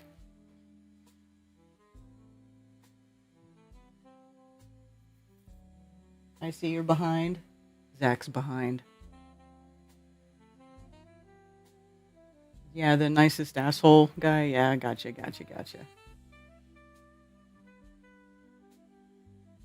But its books are collectively less militant and not as well stocked as those I've visited in major cities. I was wondering about you the other day, actually, Zach. Wondering how you're doing.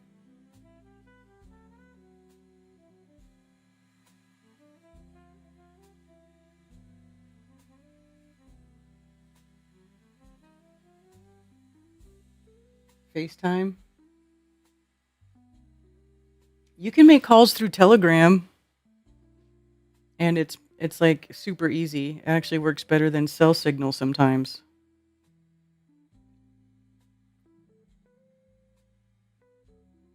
But I mean, if you like want to call my phone number, you mean, or what?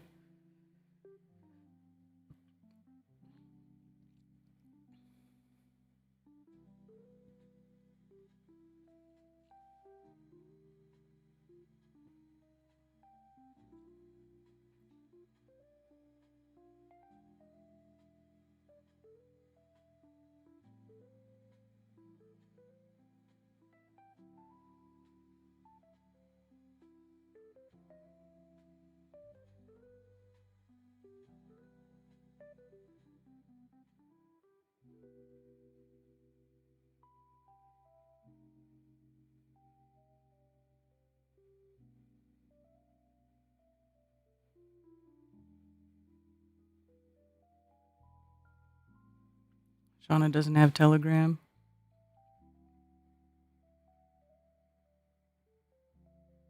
Love when people come to my live streams to talk trash. I mean, whatever, makes you happy, I guess, if that's how you want to spend your time.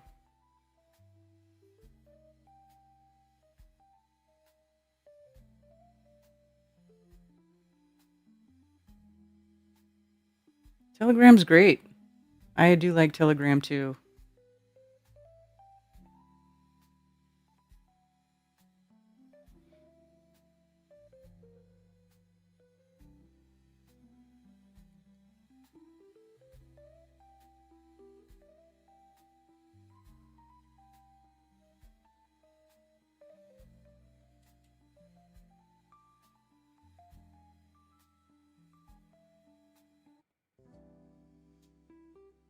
I just think it's funny that they don't give you an example of what the new census form looks like.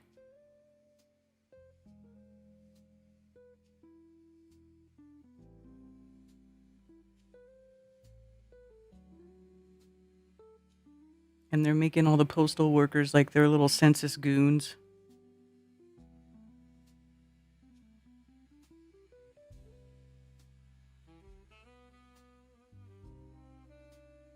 This test online is expected to take 40 minutes. Test?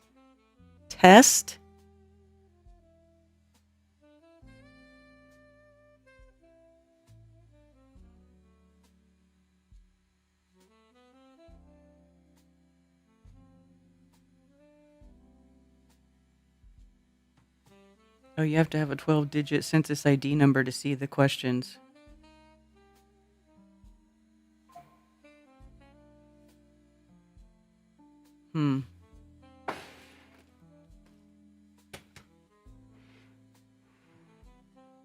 Google Voice asked for a copy of your ID? Seriously?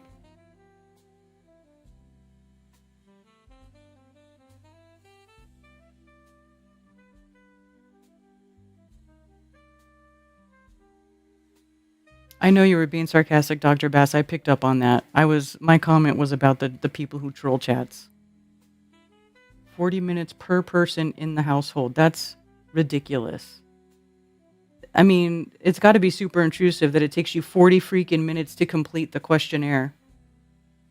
Zach says, I'm doing great, Karen. Thank you. I've actually been wondering how you were doing today. I saw a notification for your show, so I decided to listen to you while working. Cool. Miss K, in Russia, they've forbidden Telegram, WhatsApp, YouTube, Instagram. Now they have only Russian messaging apps. I did not know that. But wait, how did Russia ban YouTube? Because I've seen YouTube channels of like Americans who go and they go to live in Russia. They do become expatriates in Russia, and then they make videos about themselves building their homestead.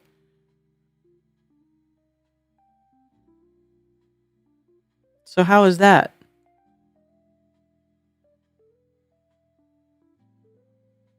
Did Russia, let's see, what social media platforms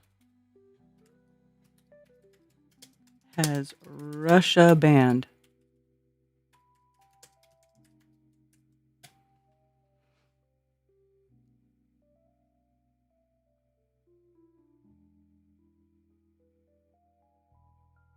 Let's see what Sheeplepedia says. List of websites blocked in Russia. List of apps banned. WeChat was banned for a week. JW Library app, Smart Voting app, Line Software, Japanese freeware app and service for instant messaging, Discord, Microsoft Teams, Signal, Skype for Business, Snapchat, Telegram, Threema, Viber, WhatsApp, and WeChat are all examples. Foreign messengers in government organizations. Huh.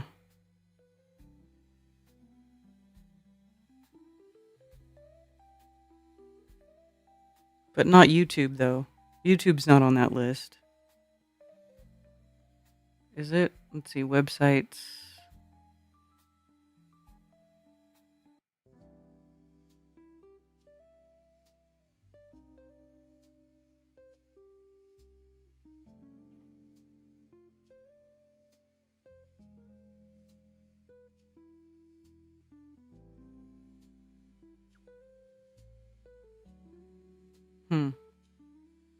So they did ban a bunch of apps, but not YouTube.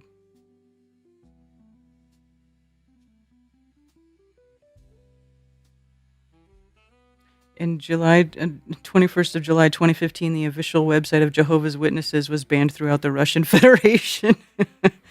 Reddit's been banned.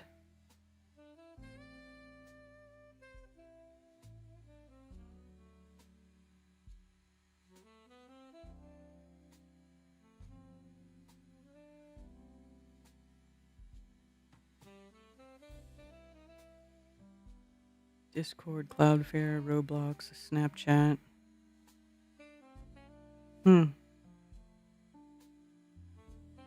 There you go. They use VPN. Maybe American content creators in Russia use some kind of VPN. Yeah. They don't use our TikTok or any social media, only we get the trash.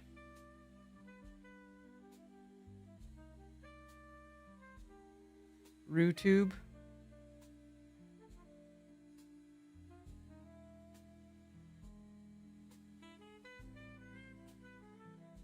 Russia has to take some form of control of its internet as to prevent the West from controlling it and converting swaths of its people against it.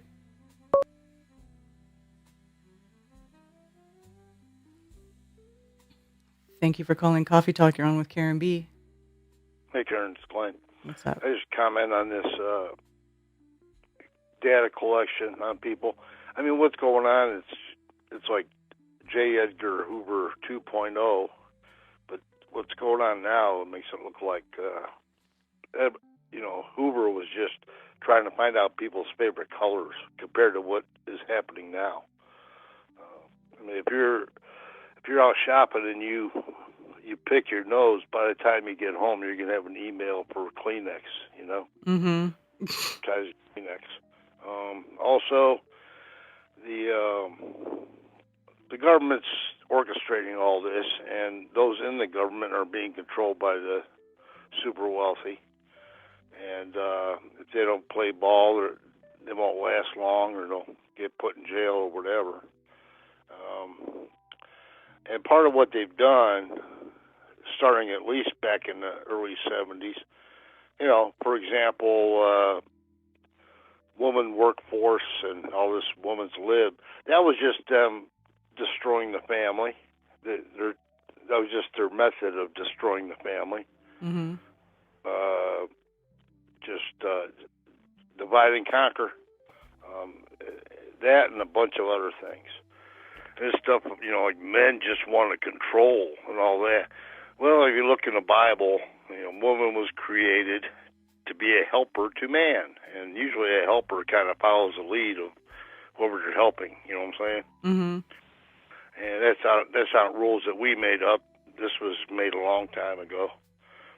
And then the people pulling the strings, I'm not going to name any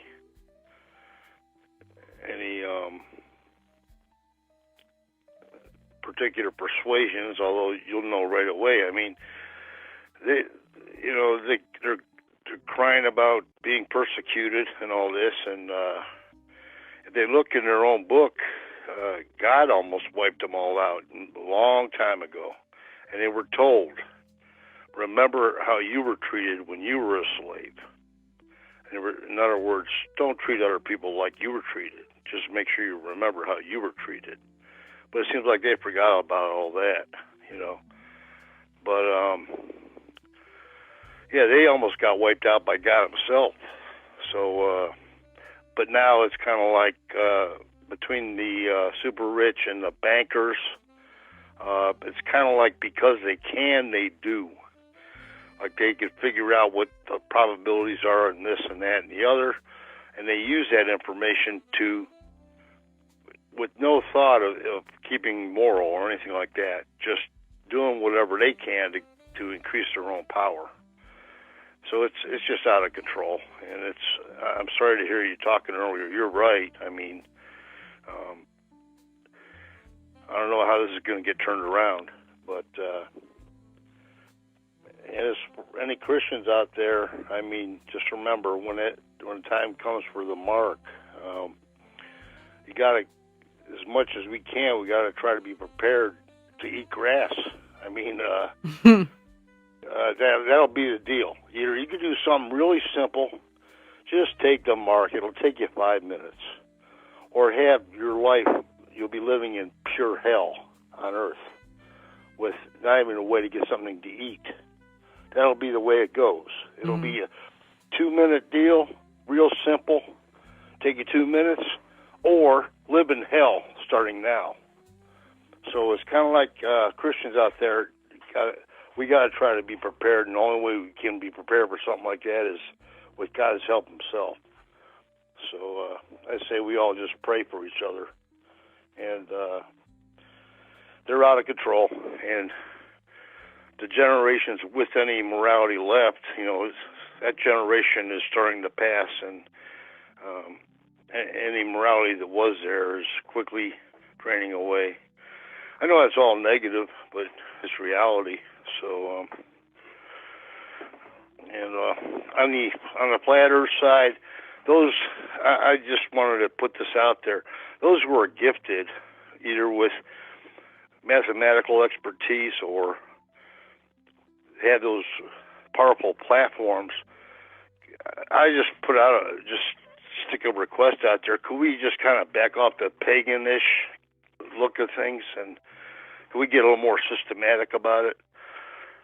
Because I noticed of late things are kind of starting to fall apart, and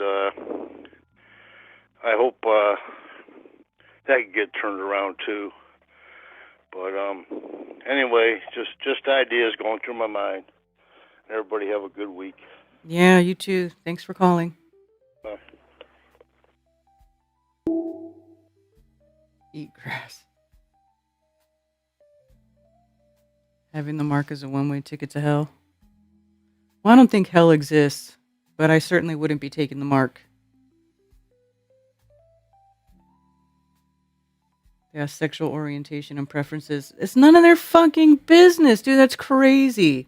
They just want to know how well their manipulation, how well their social engineering is work. That's what this is about. How are we doing on our complete and total destruction of society so far? Fill out this 40-minute questionnaire and tell us everything. Yeah. Get.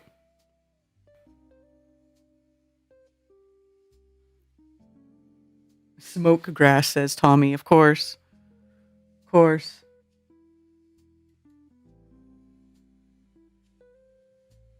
Did he say eat ass? Eat grass.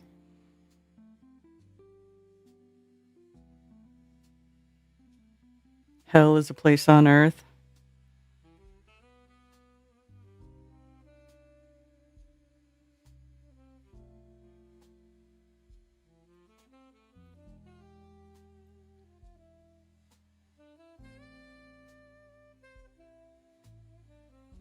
Stuff for their data centers to come back at you for. Yeah. Yeah, they're trying to feed their supercomputer. Where's the guy, that guy Gordy or whatever that was all gung ho about his quantum computer, his D-Wave quantum computer that mysteriously works somehow, like it's just like it's imbued with a demon spirit or something. I for sure don't want to eat ass in hell. Yeah, me either.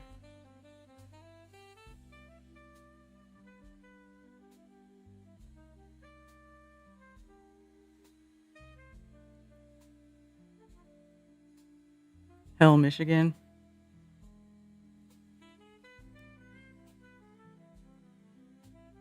Listening to the Bengals.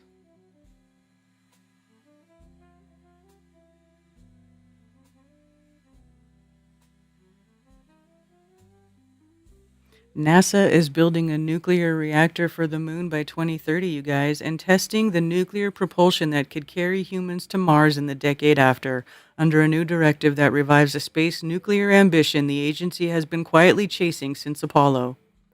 NASA and the U.S. Department of Energy announced on January 13, 2026, that they had signed a memorandum of understanding committing the two agencies to the development of a nuclear fission reactor on the lunar surface. That's not the moon. Is that supposed to be Mars?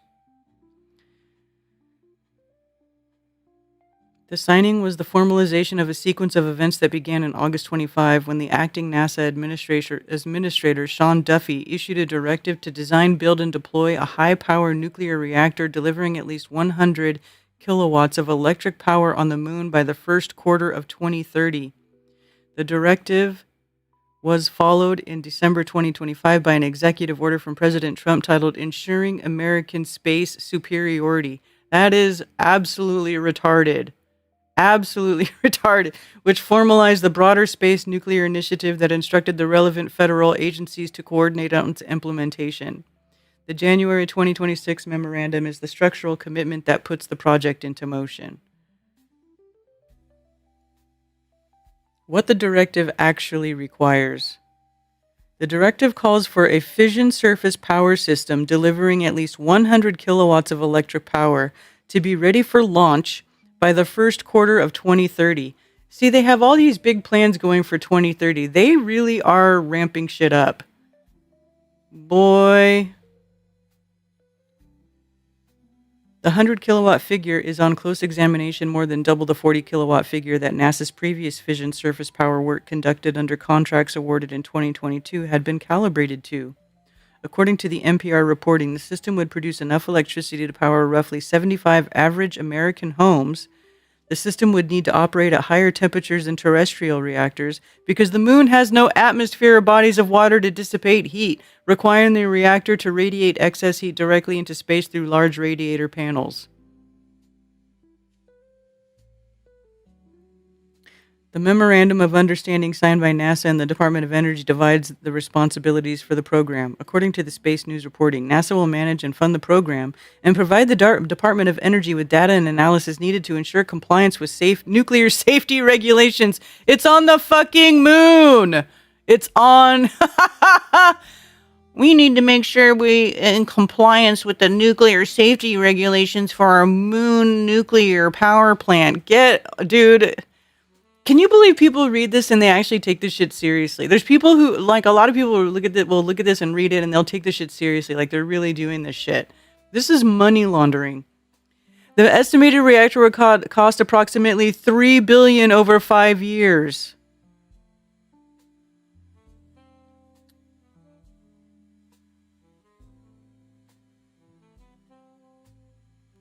Why the projects keep almost happening, but not happening. Maybe because you can't go to the moon and build a nuclear power plant because it's retarded. Good Lord.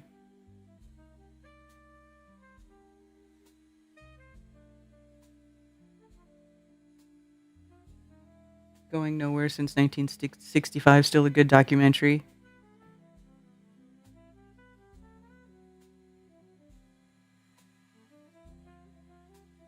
I'll be honest, Jeff, I have to admit I never watched it. And I'm even less motivated to watch it now that Jaron has basically disappeared back into civilian land and has gone back to the globe and exposed himself. Even NASA, aka NASA, says the moon is full of helium and that they want to mine it out. Isn't there... I'm pretty sure they have claimed that there's water on the moon, too. Now they're saying there's no water on the moon.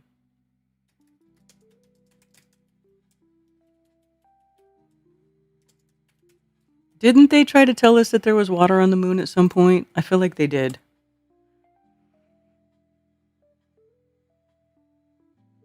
Water in the form of ice.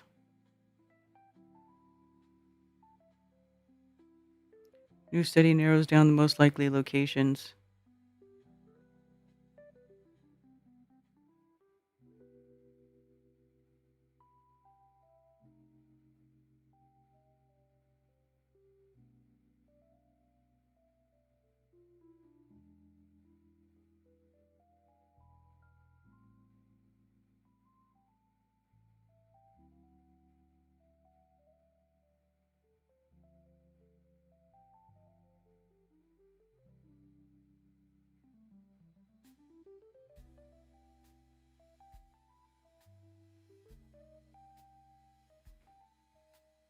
Yeah, water in the form of ice. He was a good guy at the time, and it's still good info. I'm sure it is, Jeff. I'm not saying it's not. I'm just saying I probably won't watch it. But if anybody feels compelled to watch it, by all means, go ahead and watch it, and I hope you enjoy it. It's Kevin O'Leary from Shark Tank. Yes, that's the one. Behind the Texas data center. Not sure why I thought it was Peter Thiel. Yes, that's the one. Kevin O'Leary. I couldn't remember his name at the time.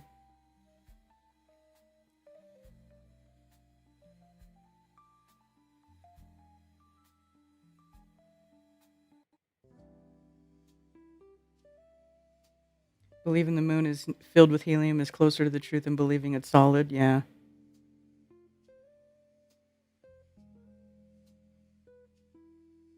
And I heard he actually exposed himself. Yes, literally. Yes, Mr. Wonderful. Mr. Wonderful is the one who's behind that other data center that's highly contested.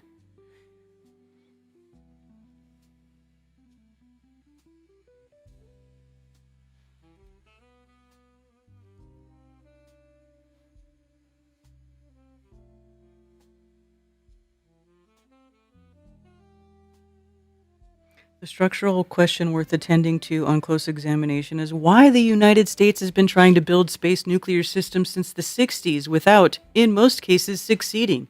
The answer is structurally informative. The first reason is what the Lowell and Myers analysis calls a mission pull. Space nuclear systems have historically been developed by their advocates in the absence of a specific mission requirement that would actually require them. The development has, accordingly, been conducted as a kind of speculative technological investment with the hope that a mission requirement would eventually emerge, that would justify the investment. The mission requirement has, in most cases, not emerged on the timescales the development programs were calibrated to.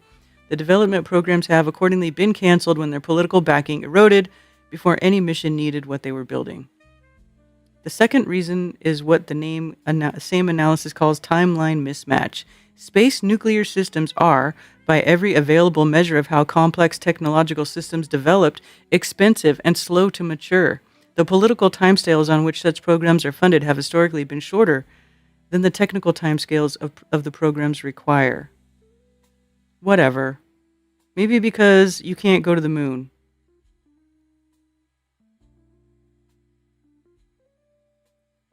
I mean, $3 billion. First of all, I don't think if the moon was a real place that you could go, let's just say it was what they say it is and you can go to the moon and they have been to the moon. Let's just say that.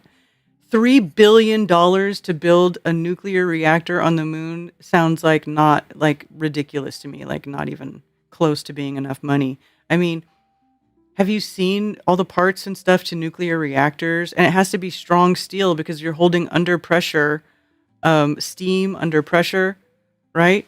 And like they said, there's no water. So you have to take water up there. Water's freaking heavy and you can't condense it any more than it is at its natural room temperature liquid state. And you need large amounts of water to cool any sort of nuclear reactor. Well, okay, they're saying they're going to let it cool by radiators that radiate the heat directly into space. So no water. Okay, but still. Well, wait, no water. How does that work? So how are they going to control the rate of decay and the temperature of the fuel, the rod of fuel, if they don't have the thing encased in water and space is like super cold? None of this makes any sense to me. I'm sorry, I think this is total bullshit. Like, even if it was a real place, I feel like they wouldn't be able to do this. I don't know. It doesn't make any sense.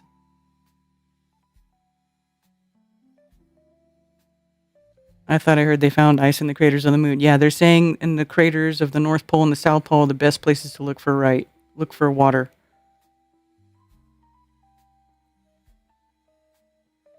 Thought he was the one behind the 60-acre 1,001 in Utah. I don't know. That one, let's see.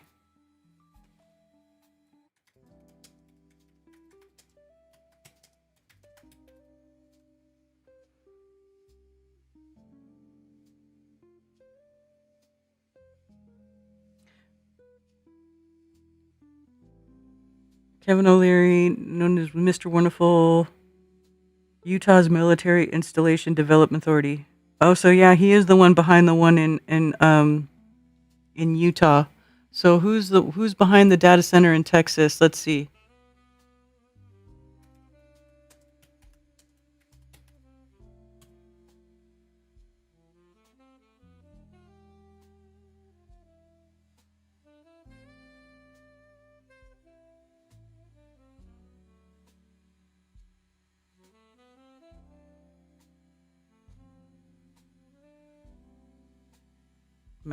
I guess Texas is getting a lot of data centers right now. Crowell, Texas, Abilene, Texas is coming up in the search as well. Texas is going from 40 data centers to over 400 in the next 2 years. Holy shite.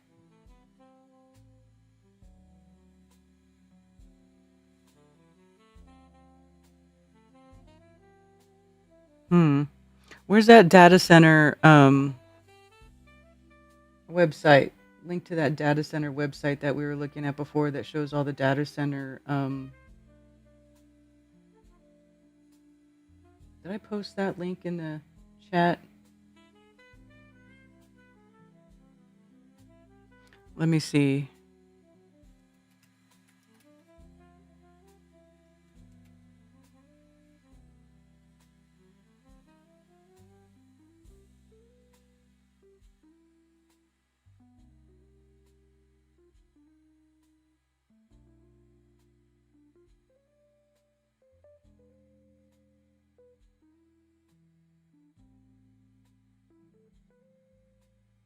I forget what the website is to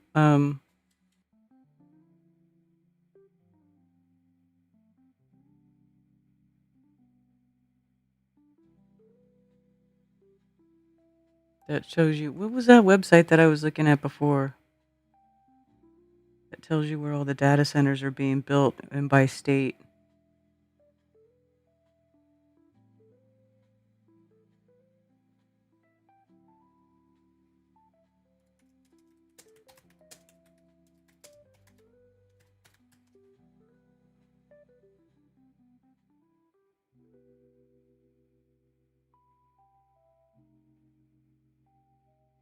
Boy, the search has really buried that. Is this it? Yeah, here we go. Clean view. I think this is it. Yeah.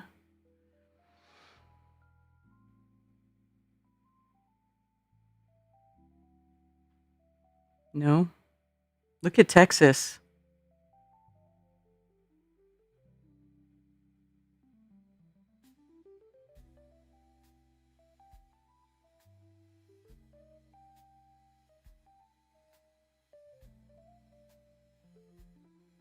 Texas, 244 data centers, 87 operating data centers, and planned 156.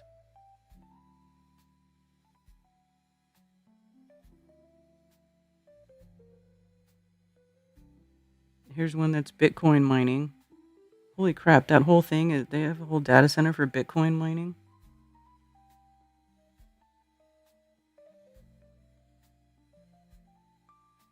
Meta, Crusoe, Cipher mining, Compass data centers. I don't know. I don't know who what billionaire is behind the ones going on in Texas, but the one that Mr. Wonderful is doing is the Utah one. That's the one that got like approved without people when people were arguing against it. Didn't they just go ahead and mow them over and approve it anyway?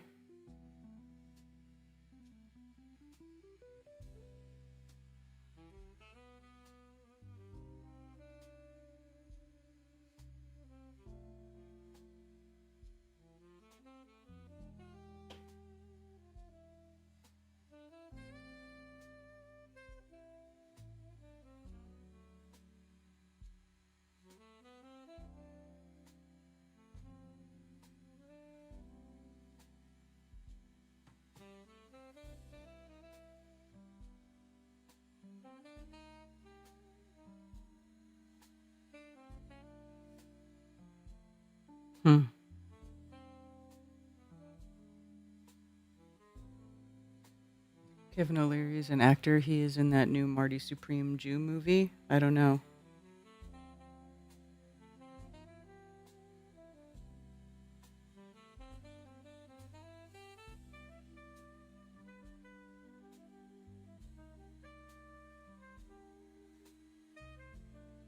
Shark Tank was formerly called Dragon's Den.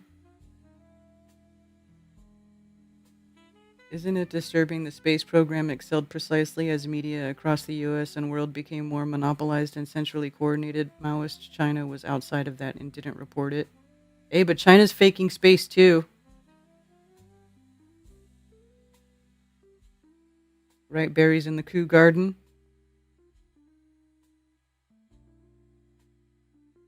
So it was Clean View.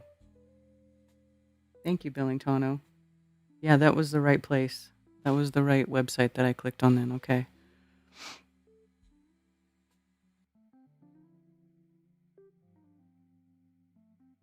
Largest planned.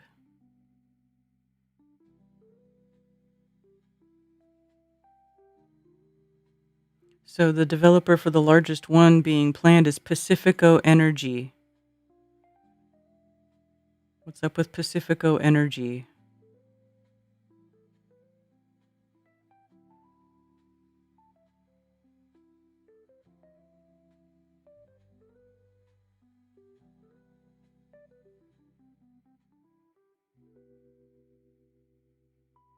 Pacifico was founded in 2016 by Ulf Osterlin as an investment company for operating renewable energy assets with an in-house asset management and development capabilities.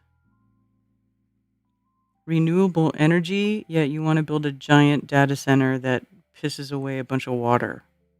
Who's Ulf Osterlin?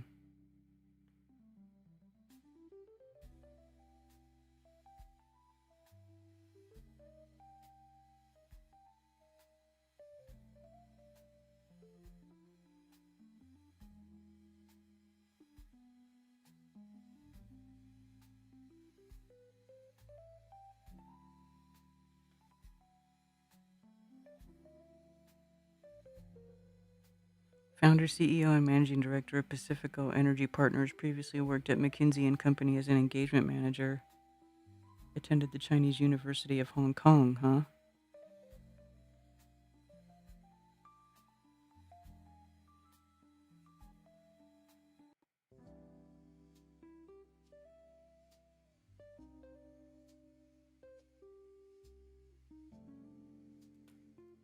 I'm going to search X for this dude too, just to see what comes up.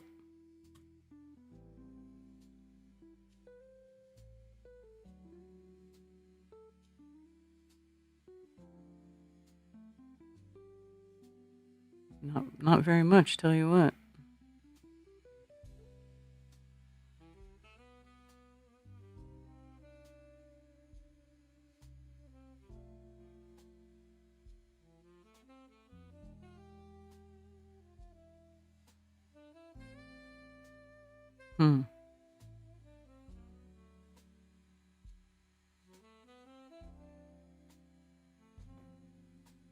Don't know.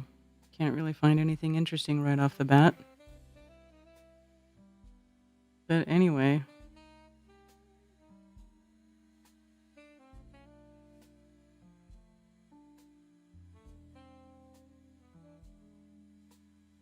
Is there one in particular that is more contested than the others?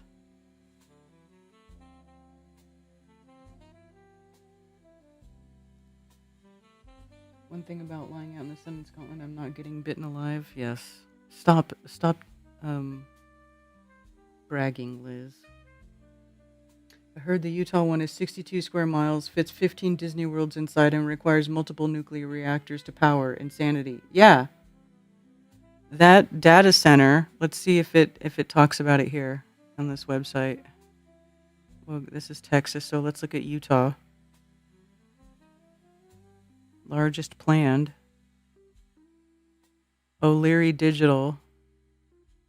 I'm guessing that's the one. Here's another one for O'Leary Digital. So he's got a phase 1 and a phase 2.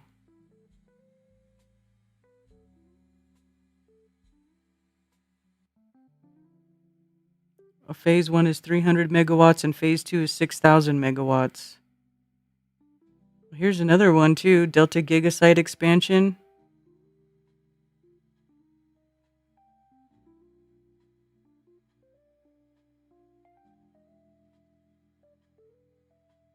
They don't really give any details about it. Let's see. Let me search here.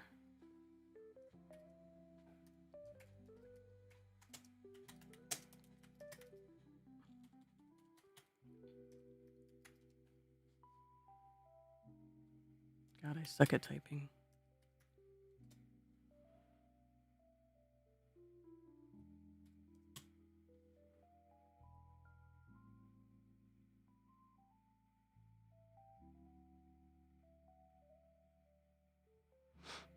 A 40-acre data center in Utah that's 2x larger than Manhattan and will consume 9 gigawatts of energy. Well, 40 acres, 62 acres. What's the real?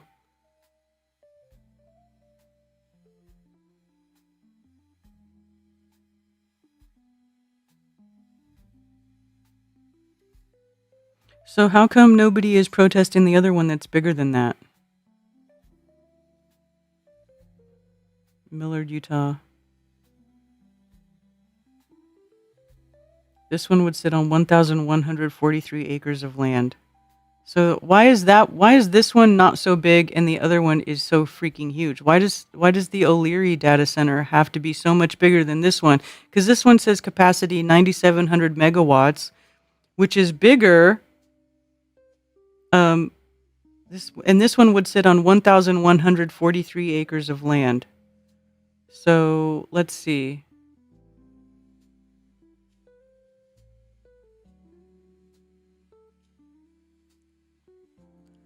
40,000 acres. Why is this one so much bigger? How come the other one is able to do the same amount on 1,143 acres and this one is 40,000 acres?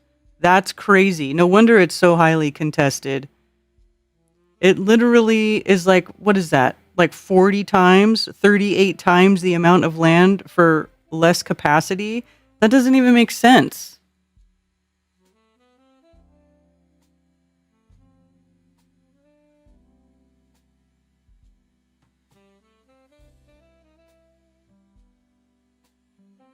Kevin O'Leary acts so Jewy, but he's Irish. Maybe he converted.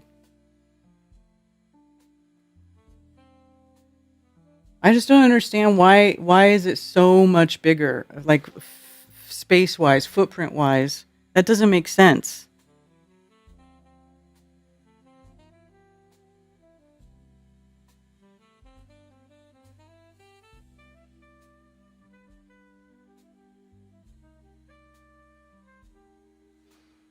Anyway,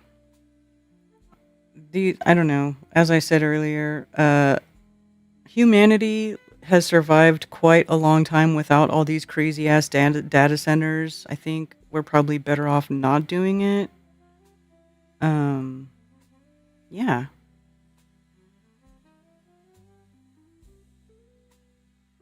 Over 1,000 almost 1,000 data centers being planned to be put up. Wow.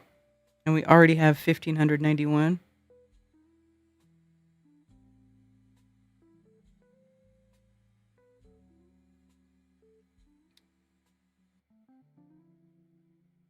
So the orange ones are operating and the green ones are planned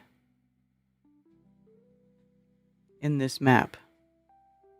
Orange ones are already operating and the green ones are planned.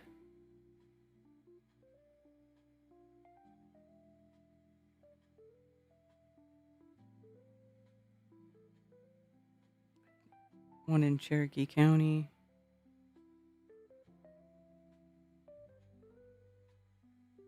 I don't know how accurate this is because there's nothing in Spartanburg. Unless you said they got it shut down, so they took it off already. I don't know. I feel like they wouldn't update that fast. There's a bunch up here in Virginia and near Washington. Whoa, look at that.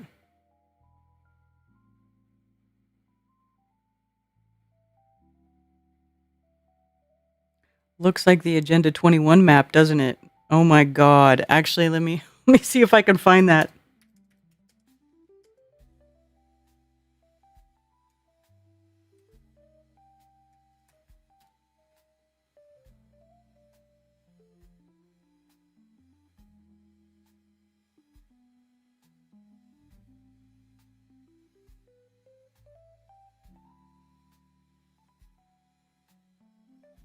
No, this is not what I'm looking for. I'm looking for a specific map. I can see it in my head.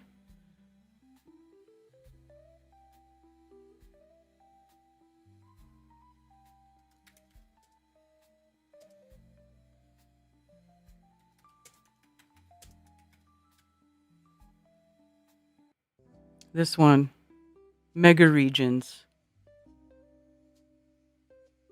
Okay, so here's the mega regions map. And here's the data center map.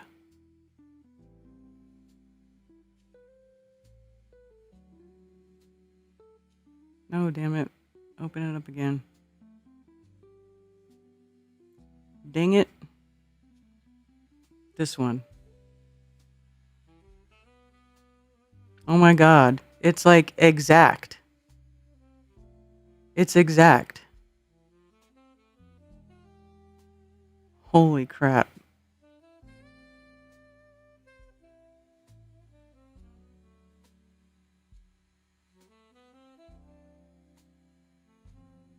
The data center map looks like the mega regions map, you guys. Holy crap. Like exactly. We're pretty freaking close. Holy crap.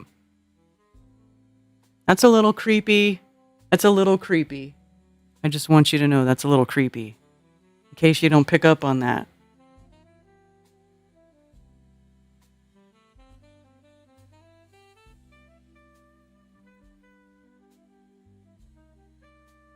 I think they're planning for one Spartanburg. Yeah.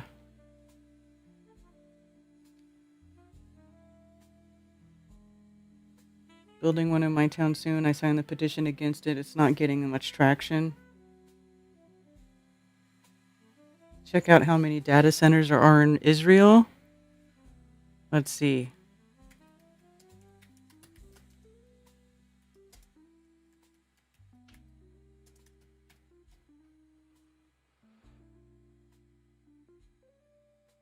"66 facilities from 33 operators."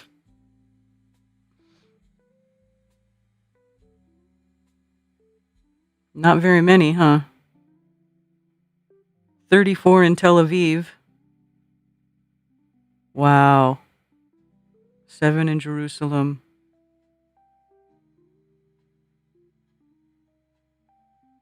"34 data centers in Tel Aviv."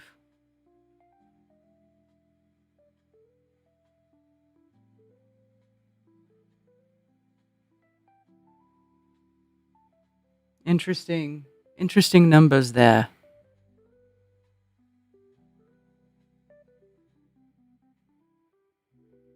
"66 data centers from 33 operators."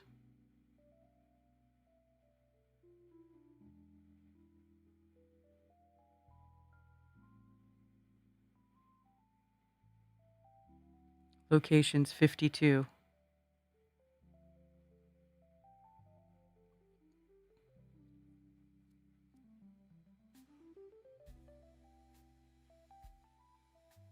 Well, I'm getting different reports. So it depends on where you go to ask or what source you look at. Like none of these are consistent, and I don't know why that is.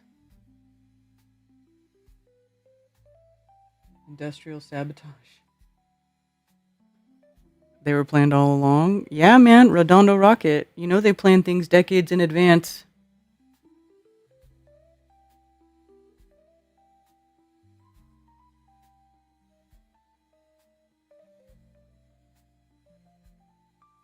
Liz, America falling apart, but not sure it's just the same here. My dream is to move. America is falling apart, but it's not that great. The thing that's falling apart is dysfunctional. It's not great. So let it fall apart so that we can build something better.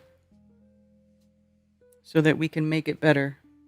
At least I hope that's what would happen. My hope is that that's what people would try to do, is to make it better and not repeat or let this happen again. But who knows?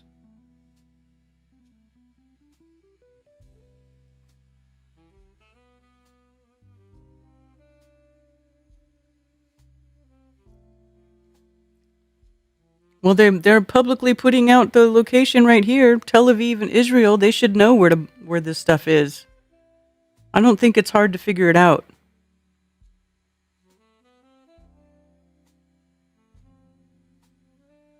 This one's 8 miles to the nearest airport.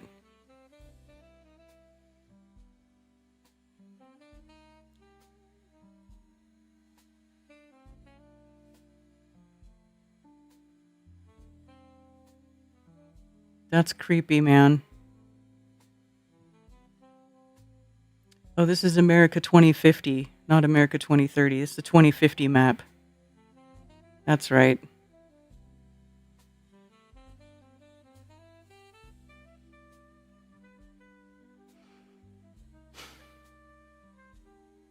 Build back better.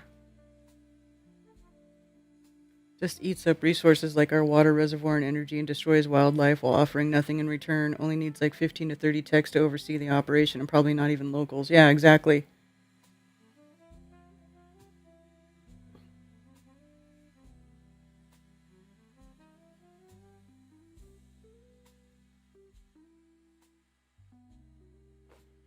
All right, my friends, it's 1:45.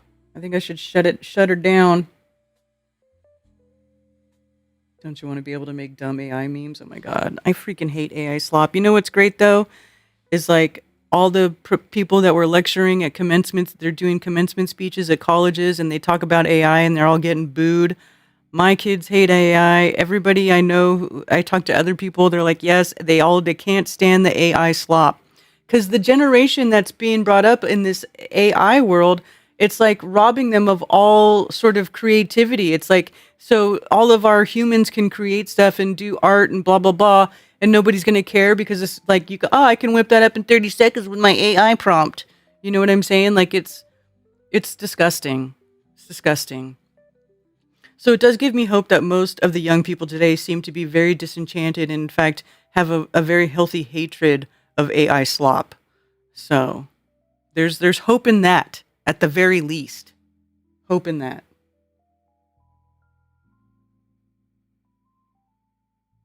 Trump is good. Are you retarded?